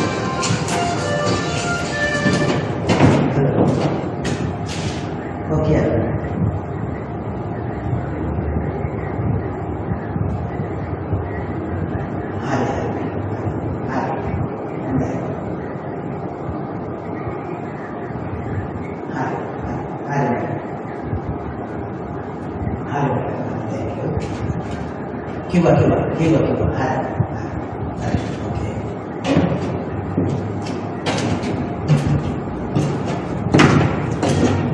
Right. එහෙමනම් දැන් මම ආරෝක්ෂිතන ප්‍රතික්‍රියාව යනවා. එහෙනම් මෙන්න අර කියන්නේ දැන් මේ ප්‍රතික්‍රියාව අනිත් පැත්ත ලියමු. මෙන්න C6H12O6 හරිනේ මේක අනිත් පැත්ත. කවුරුත් එක දෙක තුනේ ඔක්සිජන් එක. මෙන්න ආරෝක්ෂිකරණය මම ඔබට විභාගයට මේ ප්‍රභාසන මෙන්න ආරෝක්ෂිකරණය. මෙන්න ඊතලය ඒක හරිත අපදාලෝකේ කියලා යන්න ඕනේ නැහැ. ඒක ඕන වෙන්නේ නැහැ ඔබගේ දෙක. එහෙනම් මෙන්න ලැබෙන ඵල. මෙයා ගණිත පැත්ත මෙන්න ඵල දෙක. එහෙනම් කාබන් ඩයොක්සයිඩ් ලැබෙනවා. ජලය ලැබෙනවා. එහෙනම් දරුවනේ දාන්න ශක්තිය කියලා. ශක්තිය පිට වෙනවා. ශක්තිය. එතකොට ග්ලූකෝස් වලට හැරානේ හැමෝටම 6 බැගින් දාන්න. 6. ග්ලූකෝස් වලට හැරානේ ශක්තියට දාන්න යන්න එපා. හොඳ. right. ඔන්න. එහෙනම් ආර ප්‍රතික්‍රියාවේ ආපසු සිදුවීම ඔබ ලිව්වා. විභාගට ආහාර ඔක්සිකරණ ප්‍රතික්‍රියාව આવොත් මෙන්න. එකින් දැන්ට පාඩම් කරන්න ඕනේ. මම මේ දෙන්නේ මතු සම්බන්ධයි. ජීවිතේ 11 වසරේදී ඔබට මේ ප්‍රතික්‍රියා දෙක එක ළඟ තිබීම හරිම වැදගත්. දැන් ලස්සනට තියෙනවා. දැන් ඔබට මේක වැටුනේ නැති කියලාවත් දුක් වෙන්න එපා. මේක වෙන පාඩම් වල උගන්වනවා. ඒක මට මෙතෙන්ටම දාන්න හිතුණා. ග්ලූකෝස් වැදගත් වෙන අවස්ථාව. ප්‍රභාසන ග්ලූකෝස් ප්‍රධාන ඵලය. ආහාර ඔක්සිකරණයේ ශක්තිය නිපදවන ක්‍රියාවලියදී ග්ලූකෝස් අත්‍යවශ්‍යයි. අන්න ඒක ඔබට මෙතන වැටහෙනවා. ඉච්චරයි. මේ ප්‍රතික්‍රියාවේ අනිත් පැත්ත. CO2 H2O එහා කෙලවර ඔබට පේන්නේ නැත්නම් තිරේ ශක්තිය. ශක්තිය.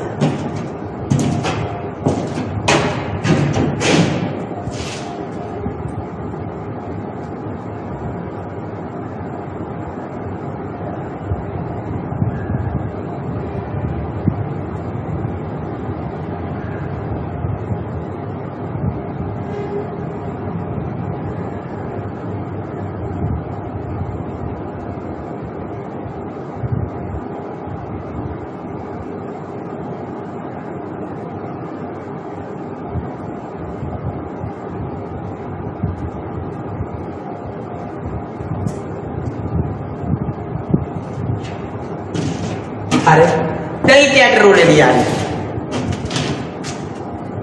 පැණි රසය. කවුරු ගැනද මේ කතා කරන්නේ? ග්ලූකෝස් කියන්නේ පැණි රසය. ඒකටම ලියන්නේ. ජලයේ දියවේ. පැණි රසය. ජලයේ දියවේ.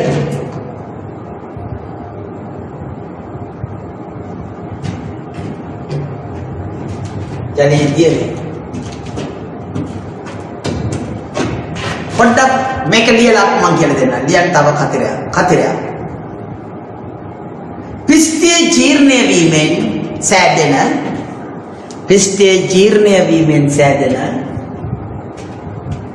පිස්තේ ජීර්ණය වීමෙන් සෑදෙන අන්තඵලය කියන්නේ අවසාන ඵලය. පිස්තේ ජීර්ණය වීමෙන් සෑදෙන අන්තඵලය ग्लूकोज වේ. ඔබ පිස්ටේ ටිකක් කාට ගා බත් ටිකක් ගන්න, පාන් කෑල්ලක් ගන්න. ඒක ශරීරයේදී ජීර්ණ වුණාම ලැබෙන අවසාන ඵලය ග්ලූකෝස්. ඒකනේ පිස්ටයිත් ආහාර ගත්තම ග්ලූකෝස් වෙලා දිය වැඩි හැදෙන එක තමයි බය වෙන්නේ. අන්න ග්ලූකෝස්. ඒක තමයි මේ කිව්වේ. පිස්ටේ ජීර්ණ විශ්යදලා අන්ත ඵලය ග්ලූකෝස් වේ. ඊට පස්සේ ඔන්න පිස්ටේ ආහාරයක් ගත්තොත් ජීර්ණ වෙලා සෑදෙන අවසාන ඵලය ග්ලූකෝස්. හරිනේ ඒක තමයි කිව්වේ. කතරයක් ඊළඟ කතරේ දාන්න. මොනවලද තියෙන්නේ? ග්ලූකෝස්. ඉදුණු පළතුරු වල ලියන්න. ඉදුණු පළතුරු වල.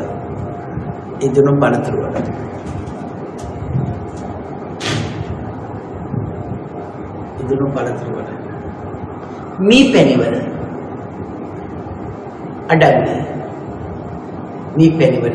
අඩංගුයි. එහෙනම් දරුවනි ඔන්න ග්ලූකෝස් ඉවරයි. දැක්කනේ මොනොසැකරයිඩ් වල එකක් ඉවරයි. දැන් මොනොසැකරයිඩ් වල දෙවෙන්නට යනවා. එහෙනම් මාතෘකාව දාන්න B නැත්නම් දෙක ෆ්‍රුක්ටෝස්. මාතෘකාව දාන්න ෆ්‍රුක්ටෝස්.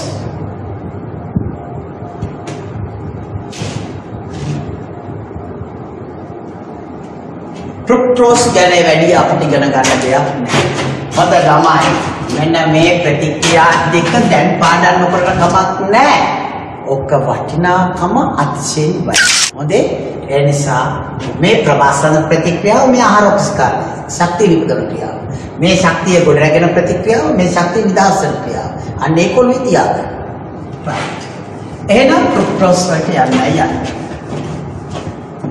හොඳයි. කාබෝහයිඩ්‍රේට් පැණි රස නම් කාබෝහයිඩ්‍රේට් පැණි රස නම් පොදුවේ මොනවා කියලාද කියන්නේ? සීනි කියලා කියන්නේ. පැණි රස ඔක්කොටම සීනි කියන්නේ නැහැ. නමුත් පැණි රස කාබෝහයිඩ්‍රේට් වලට කියන්නේ සීනි කියලා. හරිනේ? එහෙනම් පැණි රස කාබෝහයිඩ්‍රේට් සීනි. එහෙනම් ග්ලූකෝස් සීනි. ඒ පැණි රස ෆ්‍රුක්ටෝස් සීනි. ඒ පැණි රස දරුවටි. පැණි රසය වැඩිම කාබෝහයිඩ්‍රේට් විභාගයට આવොත් ෆ්‍රුක්ටෝස්. පැණි රසෙන් වැඩිම කාබෝහයිඩ්‍රේට් ෆ්‍රුක්ටෝස්. ඉදුණු පළතුරු වල තියෙන්නේ වැඩියෙන්ම තියෙන්නේ. කැරට් බීට් වල තියෙන සුක්‍රෝස් කැරට් වල තියෙනවා. ඊළඟට සාමාන්‍ය වට්ටක්ක වගේ පැණි රස නම් අන්න ඒක තියෙනවා. ඉදුණු පළතුරු වල තමයි තියෙන්නේ. මේ පැණි වලක් තියෙනවා ෆ්‍රුක්ටෝස්. එහෙනම් විභාගයට આવුවත් වැඩියෙන්ම පැණි රස සීනි වර්ගය මොකද්ද කියලා ෆ්‍රුක්ටෝස්. ඒ සූත්‍රය මේකමයි. ඉදුණු පළතුරු වල තමයි බහුලව තියෙන්නේ. ඉතින් ඒ ගැන වැඩි කතා කරන්න දෙයක් නැහැ. ඉතින් කොහොමද එයා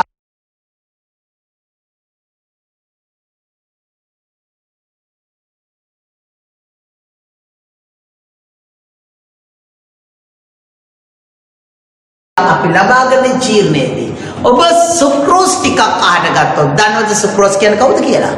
කවුද ළමයි කියන්නේ සුක්‍රෝස් කවුද කියලා? සීනි. ඔබ තේ හදන්න බොන සීනි. ඒවට කියන්නේ සුක්‍රෝස්. උක්සීනි වලට. උක්සීනි. ඉතින් ඔබ උක්සීනි ටිකක් ඒ කියන්නේ තේ එකක් බිව්වම උක්සීනි ඒ කියන්නේ සුක්‍රෝස් ආහාර මාර්ගයට යනෝනේ.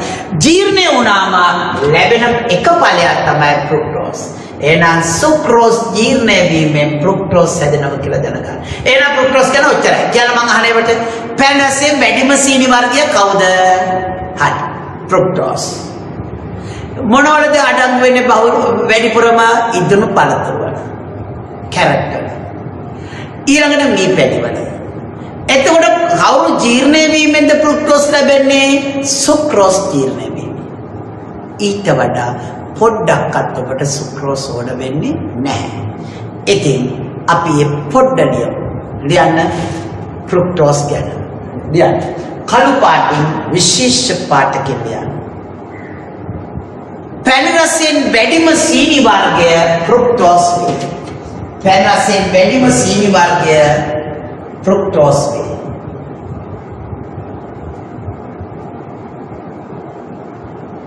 පැන් රසයෙන් වැඩිම සීනි වර්ගය ෆ්‍රුක්ටෝස් වේ.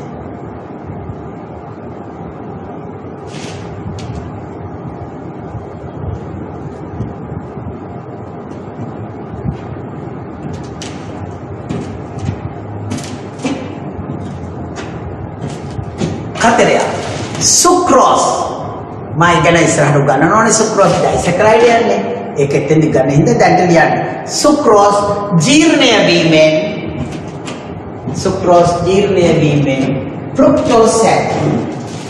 ෆ්‍රුක්ටෝස්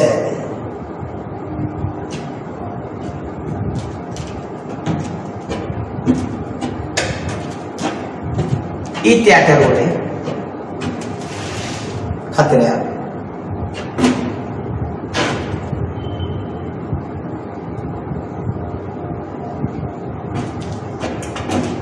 ලියන්න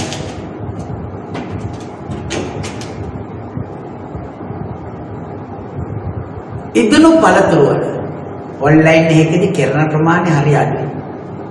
ජීවී ඉන්නවනම් මේ පාර මිටවට දුර ගිහිල්ලා. ඉදුණු පළතුරු කමා කැරට් වට්ටක්කා කලබල නමුයි පැරස කැරට් කලබල පැරසක් තියෙනවා. කැරට් වට්ටක්කා සහ මී පැණිවල අඩංගුය.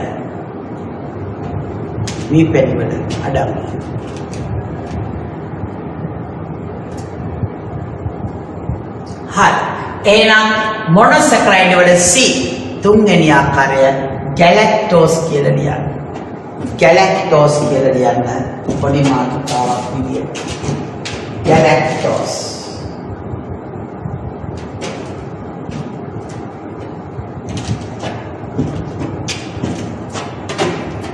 ඒකටත් වැඩි වෙලාවක් යන්නේ කියලා දෙන්න.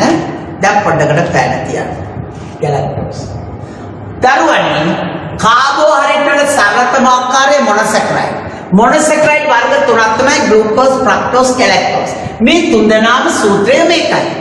මෙයාලා වෙනස් වෙන්නේ බිව්ව සූත්‍රයෙන්. පස්සේ තේරෙයි. එතකොට ගැලැක්ටෝස් ගැන මේ කතා කරන්නේ. දරුවන් ගැලැක්ටෝස් අපට වැඩියෙන්ම හමු වෙන්නේ කිරි ආහාරවල. කිරි හට්ටියක් ගත්තත් අපි බොන කිරි ගත්තොත් කිරි ආහාරවල ගැලැක්ටෝස් තියෙනවා. ඇත්තටම කිරි ආහාරවල තියෙන කාබෝහයිඩ්‍රේට් තමයි ලැක්ටෝස්. මේ ලැක්ටෝස් ජීර්ණය වුණාම තමයි ගැලැක්ටෝස් හැදෙන්නේ. එහෙනම් කිරි ආහාරවල තියෙන ඩයිසැකරයිඩ් ලැක්ටෝස්. එයා ජීර්ණ වුණාම ගැලැක්ටෝස් ලැබෙනවා. එතකොට කොකට කිරි ආහාර සුළු පැන් රසයක් තියෙනවද නැද්ද කියලා බලන්න. ඒක වෙන දෙයක්. ගැලැක්ටෝස් ලැක්ටෝස් පැන් රස නැහැ. එහෙනම් මතක තියාගන්න කිරි ආහාරවල අඩංගු වෙන විශේෂත්වය අනිත් ඔක්කොම සීනි පැන් රසයි. හැබැයි මෙයා පැන් රස නැහැ. එතකොට කොහෙද තියෙන්නේ කිරි ආහාරවල කියලා මම කිව්වනේ. එතන පැන් රසයේ අඩංගු වෙන්නේ නැහනේ. ලැක්ටෝස් ජීර්ණ වුණාම ඔන්න බලන්න අහගෙන පිස්ටේ ජීර්ණ වුණාම ග්ලූකෝස් හැදෙනවා. සුක්‍රෝස් ජීර්ණ වුණාම ෆ්‍රුක්ටෝස් හැදෙනවා. ලැක්ටෝස් ජීර්ණ වුණාම ගැලැක්ටෝස් හැදෙනවා. ලැක්ටෝස් තියෙන්නේ කිරි වල. එයා ජීරුනාම ගැලැක්ටෝස් හැදෙනවා. දැන් පැහැදිලි පේජ් දෙකයි. ලියාගන්න කතරයක් දාන්න. කිරි ආහාරවල බහුලය. කිරි ආහාරවල අඩංගුයි. කිරි ආහාරවල අඩංගුයි. කිරි ආහාරවල අඩංගුයි. ඊළඟට ලියන්න කතරයක් දාන්න. ලැක්ටෝස් ජීර්ණයෙන් සෑදේ. ලැක්ටෝස් ජීර්ණයෙන් සෑදේ. ලැක්ටෝස් ජීර්ණයෙන් සෑදේ. ලැක්ටෝස් ජීර්ණයෙන් සෑදේ. දැන් ලැක්ටෝස් ජීර්ණයේදී සෑදේ. කතරයක් මෙන්න විභාගයට එන තැන රතු පාට ලියන්න. මෙතෙක් ඉගෙන ගන්න ඔක්කොම පැන් රසයි. මෙයා පැන් රස නැහැ. කතරයක් දාන්න. ගැලැක්ටෝස් පැණි රස නැත. අන්න බහුවර්ණ. ගැලැක්ටෝස් පැණි රස නැත. දැන් ඔබට හිතෙන්නේ මොකක්ද? මම කාබෝහයිඩ්‍රේට් වර්ග තුනෙන් එකක් ඉවර කරා මොනොසැකරයිඩ්ස්. එහෙනම් දැන් මාතෘකාව මැනින්. මාතෘකාව දාන දෙවෙනි මාතෘකාව ඩයිසැකරයිඩ්. ඩයිසැකරයිඩ්. ඩයිසැකරයිඩ්. අංක 2 ඩයිසැකරයිඩ්. මම අවස්ථාන පැය භාගයේ 9ට යනවා ප්‍රශ්න ලියාගෙන දෙමින් වැඩසටහනකට. ඉතින් මට හිතෙනවා තාම අපි කලබල නොවි ඩයිසැකරයිඩ් කරන්න පුළුවන්. නමුත් තාම 9 අපට අමතක කරන එක වැරදීනේ නේද? ඒ නිසා ඩයිසැකරයිඩ් මාතෘකාව දාලා නවත්තමු. දැන් අපි එදිනදා දෙන ප්‍රශ්න පොතට යමු. නැත්නම් මට තව ගන්න තිබුණ කාලය මේක ඉවර කරන්න බෑ නම් පටන් ගන්න තිබුණා. නම මම හිතුවා ඒක ලබන අතර දාමු. කලබල නොවී යමු. right.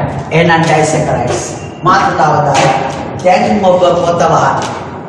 ගන්න ඔබේ ප්‍රශ්න පොත. ඔන්න අලුතෙන් සම්බන්ධ වෙච්ච ළමයෙක් ඉන්නවා නම් හොඳ දරුවන් වගේ දැන් ගන්න මගේ ප්‍රශ්න පොත. පිටු 40 පොතක් තියෙන්න ඕන හැම ළමයෙකුටම.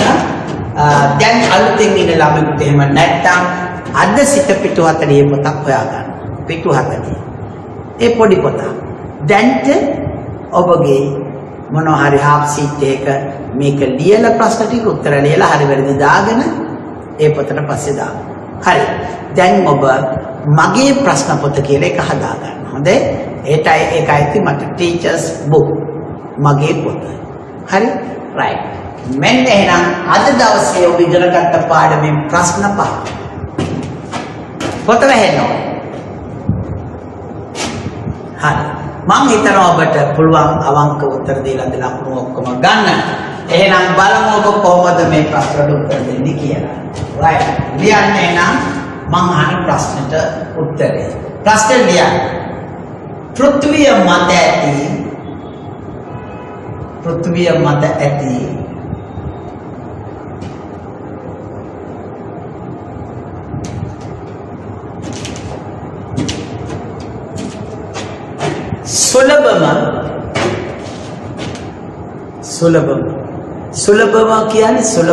සුලභව කියන්නේ බහු වැඩිපුර කියන එක.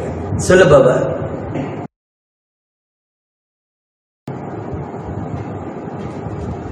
කාබනික සංයෝගය කුමක්ද? කාබනික සංයෝගය කුමක්ද? ඔය ලියන ගමන් උත්තරේ ලියන්න. හැබැයි පොත හරවන්නේ නැතුව. ඒ අවංකකම මාර ළමෙක් වෙනවා. හරි.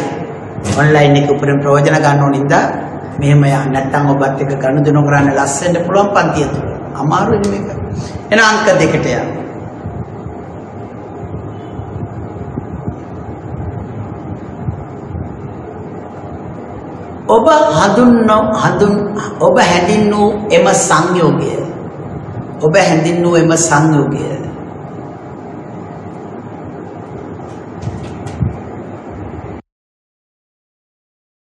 ඔබ හැඳින්වූ එම සංයෝගය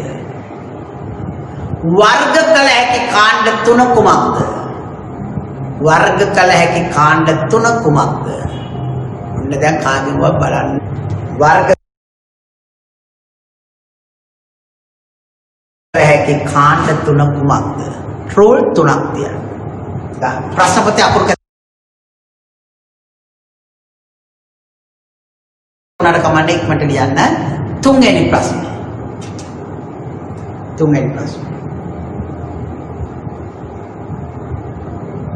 ප්‍රභා සංශ්ලේෂණයේදී ගොඩනැගෙන ප්‍රධාන ඵලය කුමක්ද?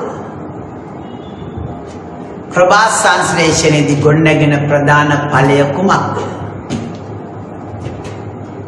ප්‍රභා සංශ්ලේෂණයේදී ගොඩනැගෙන ප්‍රධාන ඵලය කුමක්ද?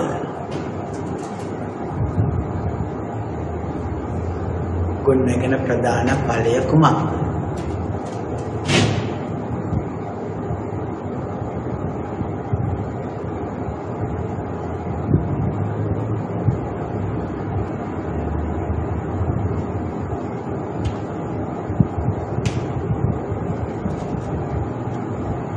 රූලක් තියන්නේ ඊළඟ එක.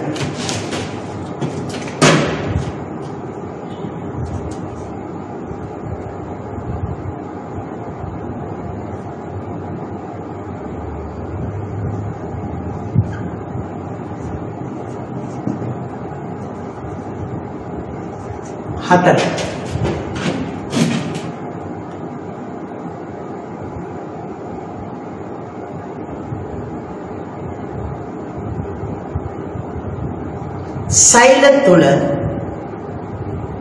සෛල තුල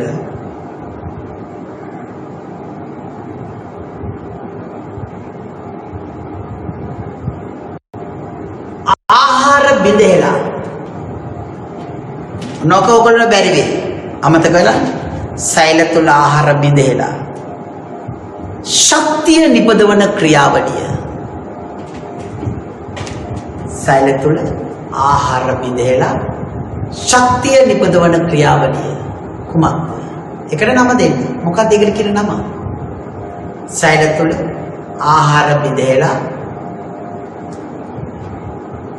ශක්තිය උපදවන ක්‍රියාවලිය හඳුන්වන්න. රෝලක් ඉද තියන්න. ශක්තිය නිපදවන ක්‍රියාවලිය හඳුන්වන්න.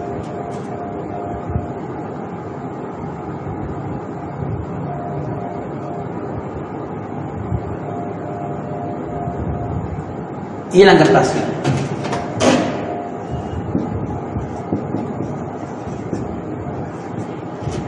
පැණි රසය වැඩිම සීනි වර්ගය කුමක්ද? පැණි රසය වැඩි සීනි වර්ගය කුමක්ද?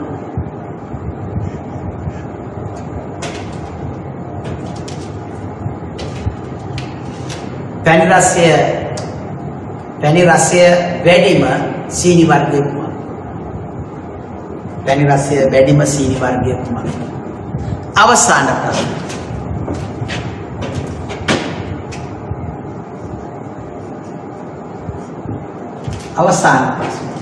පැණි රසය නැති මොනොසැකරයිඩය කුමක්ද? පැණි රසය නැති මොනොසැකරයිඩය කුමක්ද? පැණි රසය නැති මොනොසැකරයිඩය කුමක්ද?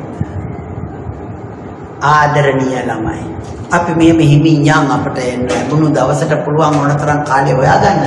ඉතින් දැන් ලස්සනට උත්තර ටික ලියන්න.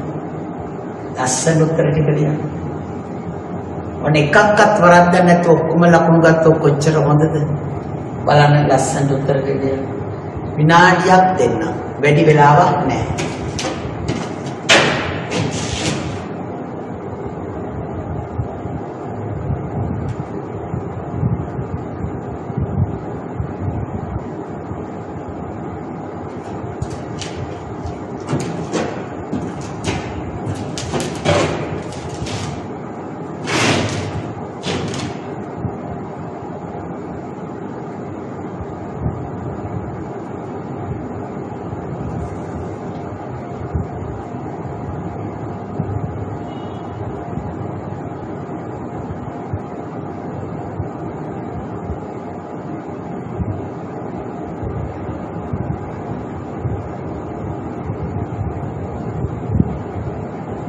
කාලය ඇති.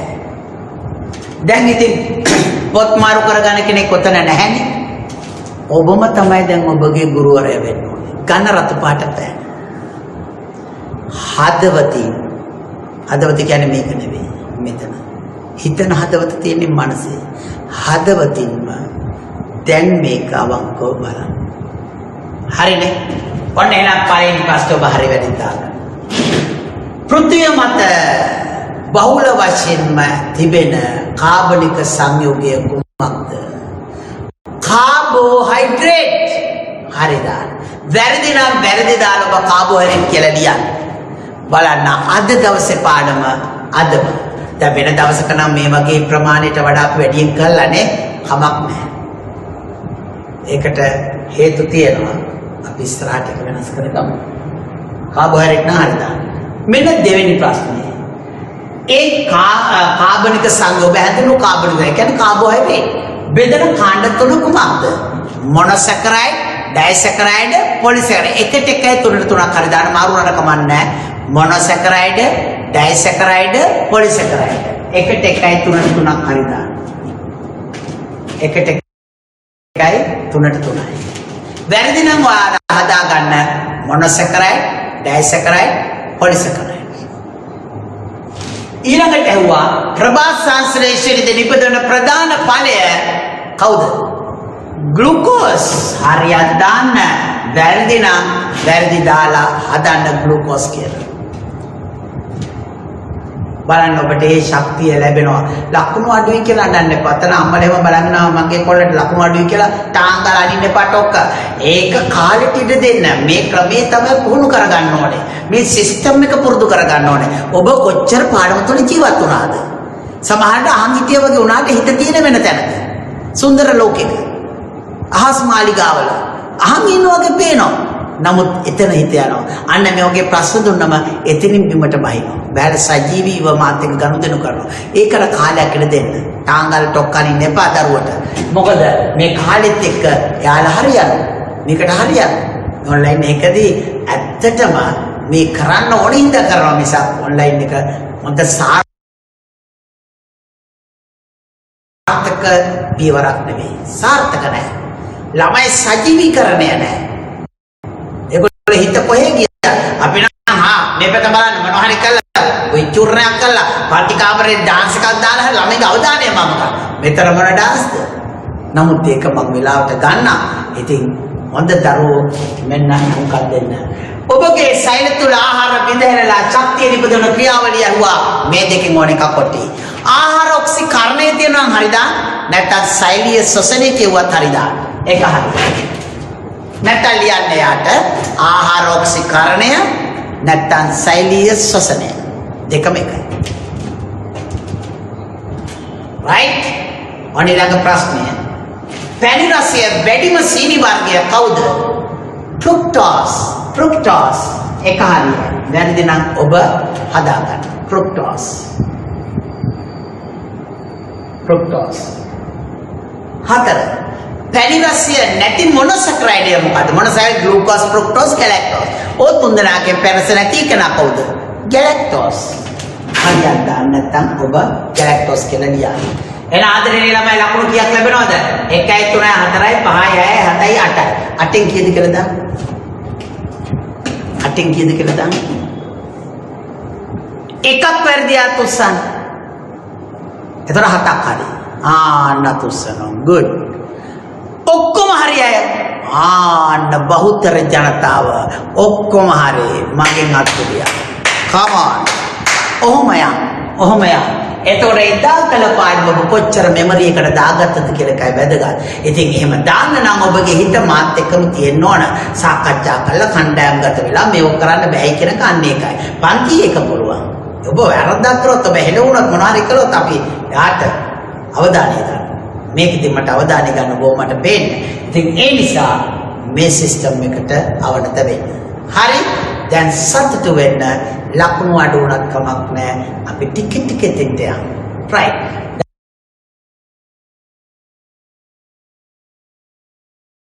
දැන් ඕගොල්ලෝ හිතනවා අයියෝ මේක ලකුණු දැන් අම්මා බැලුවා මගේ ලකුණු නැහැ. මට ඉවර තමයි මට දැන් පන්තිය නම් කහන් ඉන්නේ නැහැ මෙතන එකක් කරන්න බෑ.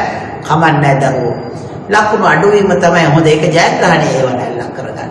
ඔබ ඊළඟට සිමිට වඩා හොඳ ශ්‍රවණය කරන්න. එහෙම තමයි ගමනක් තියෙන්නේ. එක පාරෙන්ම බුදු වෙලා නැහැනේ බුදුහාමුදුරුවෝ. නේ කොච්චර පෙරම් කරුවද right අපි වැඩට යමු දැන් යන්න ඔබගේ අර 9 වසර ක්ලාස් එකට දැන් ඔබ 9 වසර ප්‍රශ්න පොත අරව ගන්න 9 වසර දැන් 10 අයින් කරන්න දැන් 9 වසර ප්‍රශ්න පොත දැන් ඔබට තේරෙනවනේ මම 9 වසර ඔක්කොම ඉවර කරපු හින්දා කොච්චර නිහතව ඒ කියන්නේ කොච්චර වටිනාකමක් තියෙනවද අද දේශයෙන් එකට අපට ආමන්ත්‍රණය කරන්න පුළුවන්. එහෙනම් ආදරණීය ළමයි මෙන්න මම ගිය සතියේ මං හිතන්නේ දූලක කියන තැනට කලයි කියලා තමයි ළමයිගෙන් යවුවම මට කිව්වේ. දූලක. අනේ එතන ඉඳලා කලයි නැහැ කියලා තමයි ළමයි මට කිව්වේ. හැබැයි අපි දන්නේ නැහැ එහාට මෙහාට පොඩ්ඩක් ප්‍රශ්න කියලාද කියලා කරලා නැත්තම් 14 වෙනි ප්‍රශ්නේ ලියා ගන්න. මම මේක ලියන්න දෙනවා. එවෙලේ උත්තර ලියන්න. ඔන්න ලියන ගමන්ම උත්තරේ ලියන්න. මුහුම් කිරීම යනු කුමක්ද? ඔන්න ඔයගොල්ලන්ට මම මේ පළවෙනි පාඩම ඊළඟට දෙවෙනි පාඩම තුන්වෙනි පාඩම ඔය විදිහට පුනරීක්ෂා කරන් යනවා. අද දෙවෙනි පාඩමක් මම දෙනවා. එතකොට මම මේ ටික ගිය සතියේ දුන්නේ නැහැ කියලා තමයි ළමයි කිව්වේ. එක ළමයි කෝල් කරාම කියන්නේ. මුහුම් කිරීම යනු කුමක්ද? රූල් දෙකක් තියන්න. 15 ලියන්න. මුහුම් කිරීමේදී ලියන ගමන් උත්තර ලියුණ කමක් නැහැ. මුහුම් කිරීමේදී එක් කරන ක්ෂුද්‍රජීවී මාදලිය කුමක්ද? දැන් ඔබ මතකෙන් ලියන්න. ටියුට් එක දුන්න නම් පොත බලන්න ලියන්න. මුහුම් කිරීමේදී එක් කරන ක්ෂුද්‍රජීවී මාදලිය කුමක්ද? මුහුම් කිරීමේදී එක් කරන ක්ෂුද්‍රජීවී මාදලිය කුමක්ද?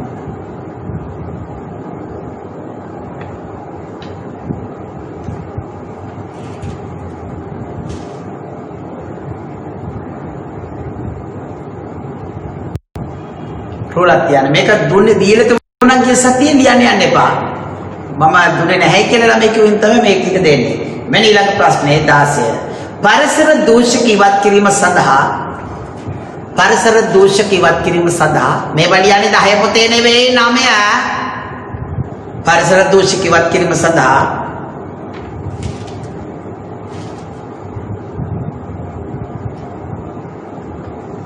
පරිසර දූෂක මේ වගේ ප්‍රශ්න කැත උනාට කමන්නේ අපු හොඳේ වේගෙන් ලියන්න. පරිසර දූෂක ඉවත් කිරීම සඳහා ක්ෂුද්‍ර ජීවීන් යොදාගෙන ක්ෂුද්‍ර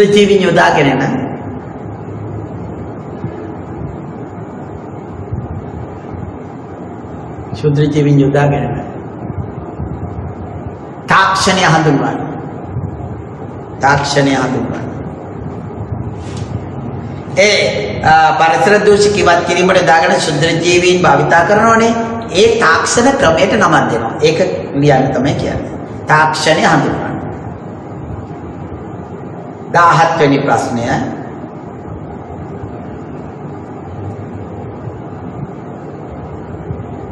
හරි? පහත සඳහන් රෝග සාධන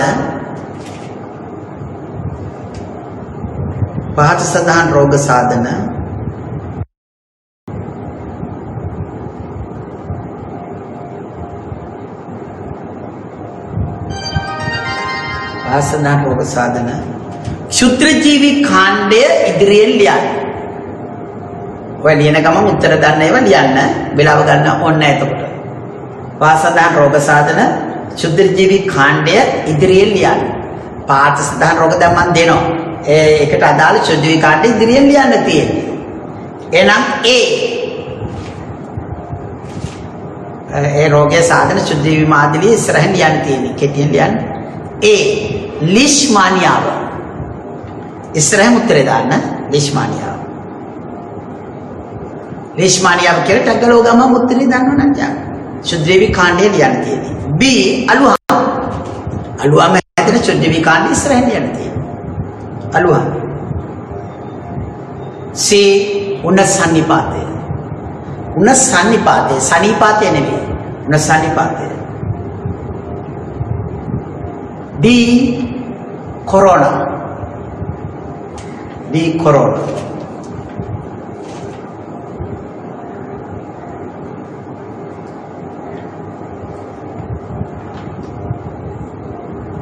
තා ප්‍රශ්න තුනක් පිළිලා උත්තර දෙමු. එතකොට මේ පාඩම පළවෙනි පාඩම ඉවරයි. ඊළඟට ප්‍රශ්න 18. ඒකට ඉඳ තියන්න ඕන ඉස්සරහින් උත්තර ලියන එකනේ. ආහාර නරක වීම යනු කුමක්ද? මම හැම පාඩමම දැන් මතක් කර කර යනවා. ඉස්කෝලේ ඕන වෙලාවට ටර්ම් ටෙස්ට් එක තියුවම ඔබට පුළුවන් උත්තර ලියන්න. ඒ ඔක්කොම කරලා තියෙන ඔයගොල්ලෝගේ පොතේ බලන්න. ආහාර නරක වීම යනු කුමක්ද?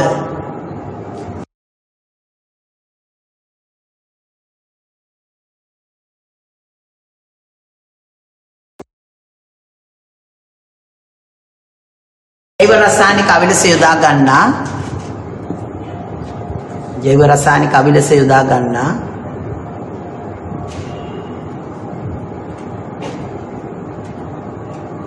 බැක්ටීරියාවක් හඳුන්වන්න.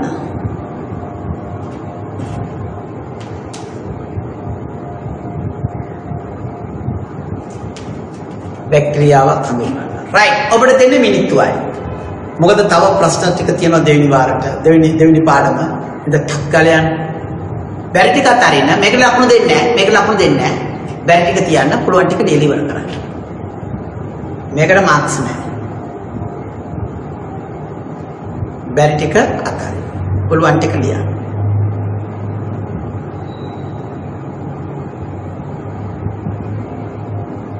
මං කියනවා අහන් ඉන්න එපා. ඔබ උත්තර ලියන්න. මේ මගේ පෙළඹවීම තමන් ඒ මොහොතේ ප්‍රශ්නෙට උත්තර දෙන එක.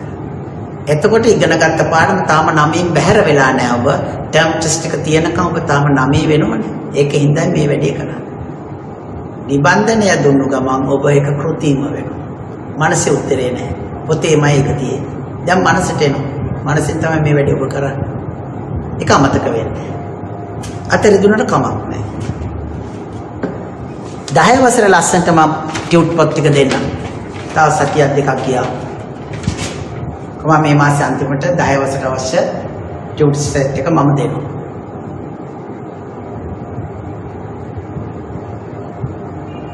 මම හිතනවා කාලය ඇති කියලා.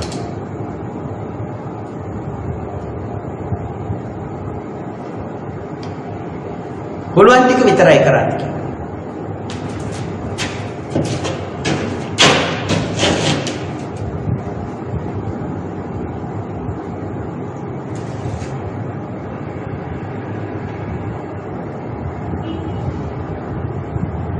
දැන් ළමයි කියලා තියෙනවා මට මේ ක්ලාස් එක දහස් පතිත 3-5ට දාන්න කියලා.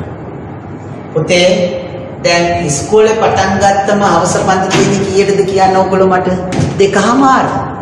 ඉතින් 2:00 ළමයි එනවා. මං හිතනවා මෙතන සමහර මාතර දරුවෙක්ද දන්නේ නැහැ. මම 3:05ටයි කැමති. එතකොට එතන ඉඳලා යන්න ඕනේ මගේ ඊළඟ ක්ලාස් එක යන්න වෙන්නේ 5:07ට. එතකොට පුතේ අර 7 ඉඳලා නෙවෙයි ඒ ගුරුවරයා ටයිම් ටේබල් එක දාලා තියෙන්නේ 6 ඉඳලා. එතනදී පස්සේ තියෙන ප්‍රශංසකගේ පන්තිය. එතකොට මට පුළුවන් කමක් නැහැ. ඔබට පුළුවන් නම් සර් එක කතා කරලා මේක වෙනස් කරන්න මම එක ගයි. මම 3:05ට කැමතියි. මට එතන තියෙන්නේ 5 ඉඳලා 7 වෙනකන් අනිත් පන්ති අරයි යන්න. මගේ ප්‍රශ්නයක් නෙවෙයි මේ ප්‍රශ්නේ පොඩ්ඩක් අමාරුවෙන් යන්න. ඉතින් ඔහොම යන්න ඔයගොල්ලෝ මට මම නම්බරයක් දෙන්නම්. ඒ නම්බරයට ඔබගේ දුක් ගැනවිලි එවන්න. හැබැයි පුතේ කතා කරන්න කෝල්ස් වලටම යන්නේ නැහැ. ඒක මගේ ප්‍රතිපත්තිය. මෙන්න මේකයි 0.71 7.3 45යි 50. මේකට මම සේව් කරපු නම්බර එකකට විතරයි මම කතා කරන්නේ. නම්බර එකක් ආවට මම කතා කරන්නේ නැහැ. ඒකට ඔයගොල්ලෝ මතක තරහ වෙන්න එපා. ඔබට ප්‍රශ්නයක් තියෙනවා නම් මට SMS එකක් වන්න මම ඒකට උත්තර දෙනවා. මොකද මට වාහනයක යන වෙලාව කර්මයෙන් මට කතා කරන්න බෑ. ඒකින්ද මම මේකට කතා කරන්නේ නැහැ. මොකද මට ජීවිතයක් ඕනනේ. හැබැයි ගෙදර නම්බරයට කතා කරන්න ඔබට අවශ්‍ය උත්තරයක් ප්‍රශ්නෙට උත්තරයක් නෙවෙයි. අවශ්‍ය දේවල් කතා කරගෙන මේව කරන්නේ. ගෙදර නම්බරේ 0.47 22යි 40යි 931. ඔය ඔන්ලයින් සම්බන්ධව ඕනම දෙයක් අහන්නේ පිළියත් එක්ක. සැසිප් එකේ. ඔන්ලයින් සම්බන්ධව. පන්ති පැවැත්වෙන්නේ කවද? ඒ ඔක්කොම පිළියත් එක්ක අහන්න. මගෙන් අහන්න පසන් පන්ති කවද තියෙන්නේ කියලා. පිළියත් එයයි තමයි ඒක කතා කරන්නේ. මගෙන් අහන්නේ මොකක් කරේ ගැටලුවක් තියෙනවා නම් මේ නම්බරයට දෙන්න. ඒක SMS එකක් වань. මට පුළුවන් වෙලාවට මම උත්තර දෙන්න. ඔයගොල්ලෝ WhatsApp උනක් කමන්නේ සාමාන්‍යව කමන්නේ. තේරුණානේ? ඉතින් ඔන්න පන්තිය ඇඩ්ජස්ට් කරගන්න අයිතිය තියෙන රොෂාන්සට. මොකද පන්ති ජාලයක් මේක ඇතුළේ ක්‍රියාත්මකයි. එක පන්තියක් එහාට මෙහාට ඇද්දොත් අනිත් පන්ති ටිකත් යන ඔක්කොම ටික. ඒකයි මේ ප්‍රශ්නේ. නැත්තම් ගැටුවක් නැහැ. නැත්තම් මමත් කැමතියි. දැන් ඔයගොල්ලෝ බලන්න මේක එකට එකමාරට දීච්ච පන්තියනේ අපි දෙකමාරට දාලා ළමගේ ඉස්කෝලේ ඉඳන්. ඉතින් අපි ඒක ඔබේ SMS මට එනවා මේ වෙලාවට එන පහට මට එනවා. ඉතින් එහෙම ගැටුවක් තියෙනවා නම් මට කියන්න. ඒකේ වල තියෙන්නේ අපේ ආදරණීය නමේ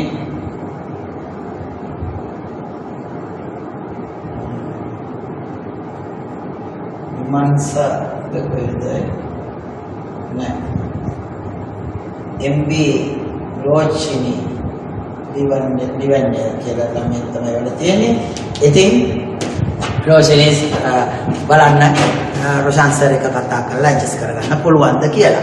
නැත්තම් මේ විදිහට ටිකක් යමු. අපි මේව දැන් ඔන්ලයින් ඉවර වෙයි බොහොමද මං හිතනවා තව මාසයක් විතර මේ ඔක්කොම ඉවර වෙවි කියලා. බලමු. එතකොට ක්ලාස් එකේදී අපිට හම්බ වෙන්න පුළුවන්. දැන් මගේ පන්ති කුණුව මම එක පේඩිය 4 5 දාන්නේ නැහැ. මේ පැත්තේ කරා අනිත් පැත්තේ කරා. මොනව අහන්න මොන? අතෝ දන්න මොන? නීති 100%යි. කොවිඩ් යනකම්. ඒක මම බාර ගන්නවා. ඊට පස්සේ පන්ති එක රාශි වෙන්න දෙන්නේ නැහැ. ඊට පස්සේ පන්තියෙන් පැස්සම ඔයගොල්ලෝ දෙමාපියන්ලා ඔයගොල්ලෝ කියන්න ඕන. නැතුව පාරේ බස් එකේ යනවා නම් ඒක ඔයගොල්ලන්ට විධිමත් ක්‍රමයක් හදා ගන්න ඕන. ඒ නිසා අපි ඔක ටිකකටම යමු. ඉතින්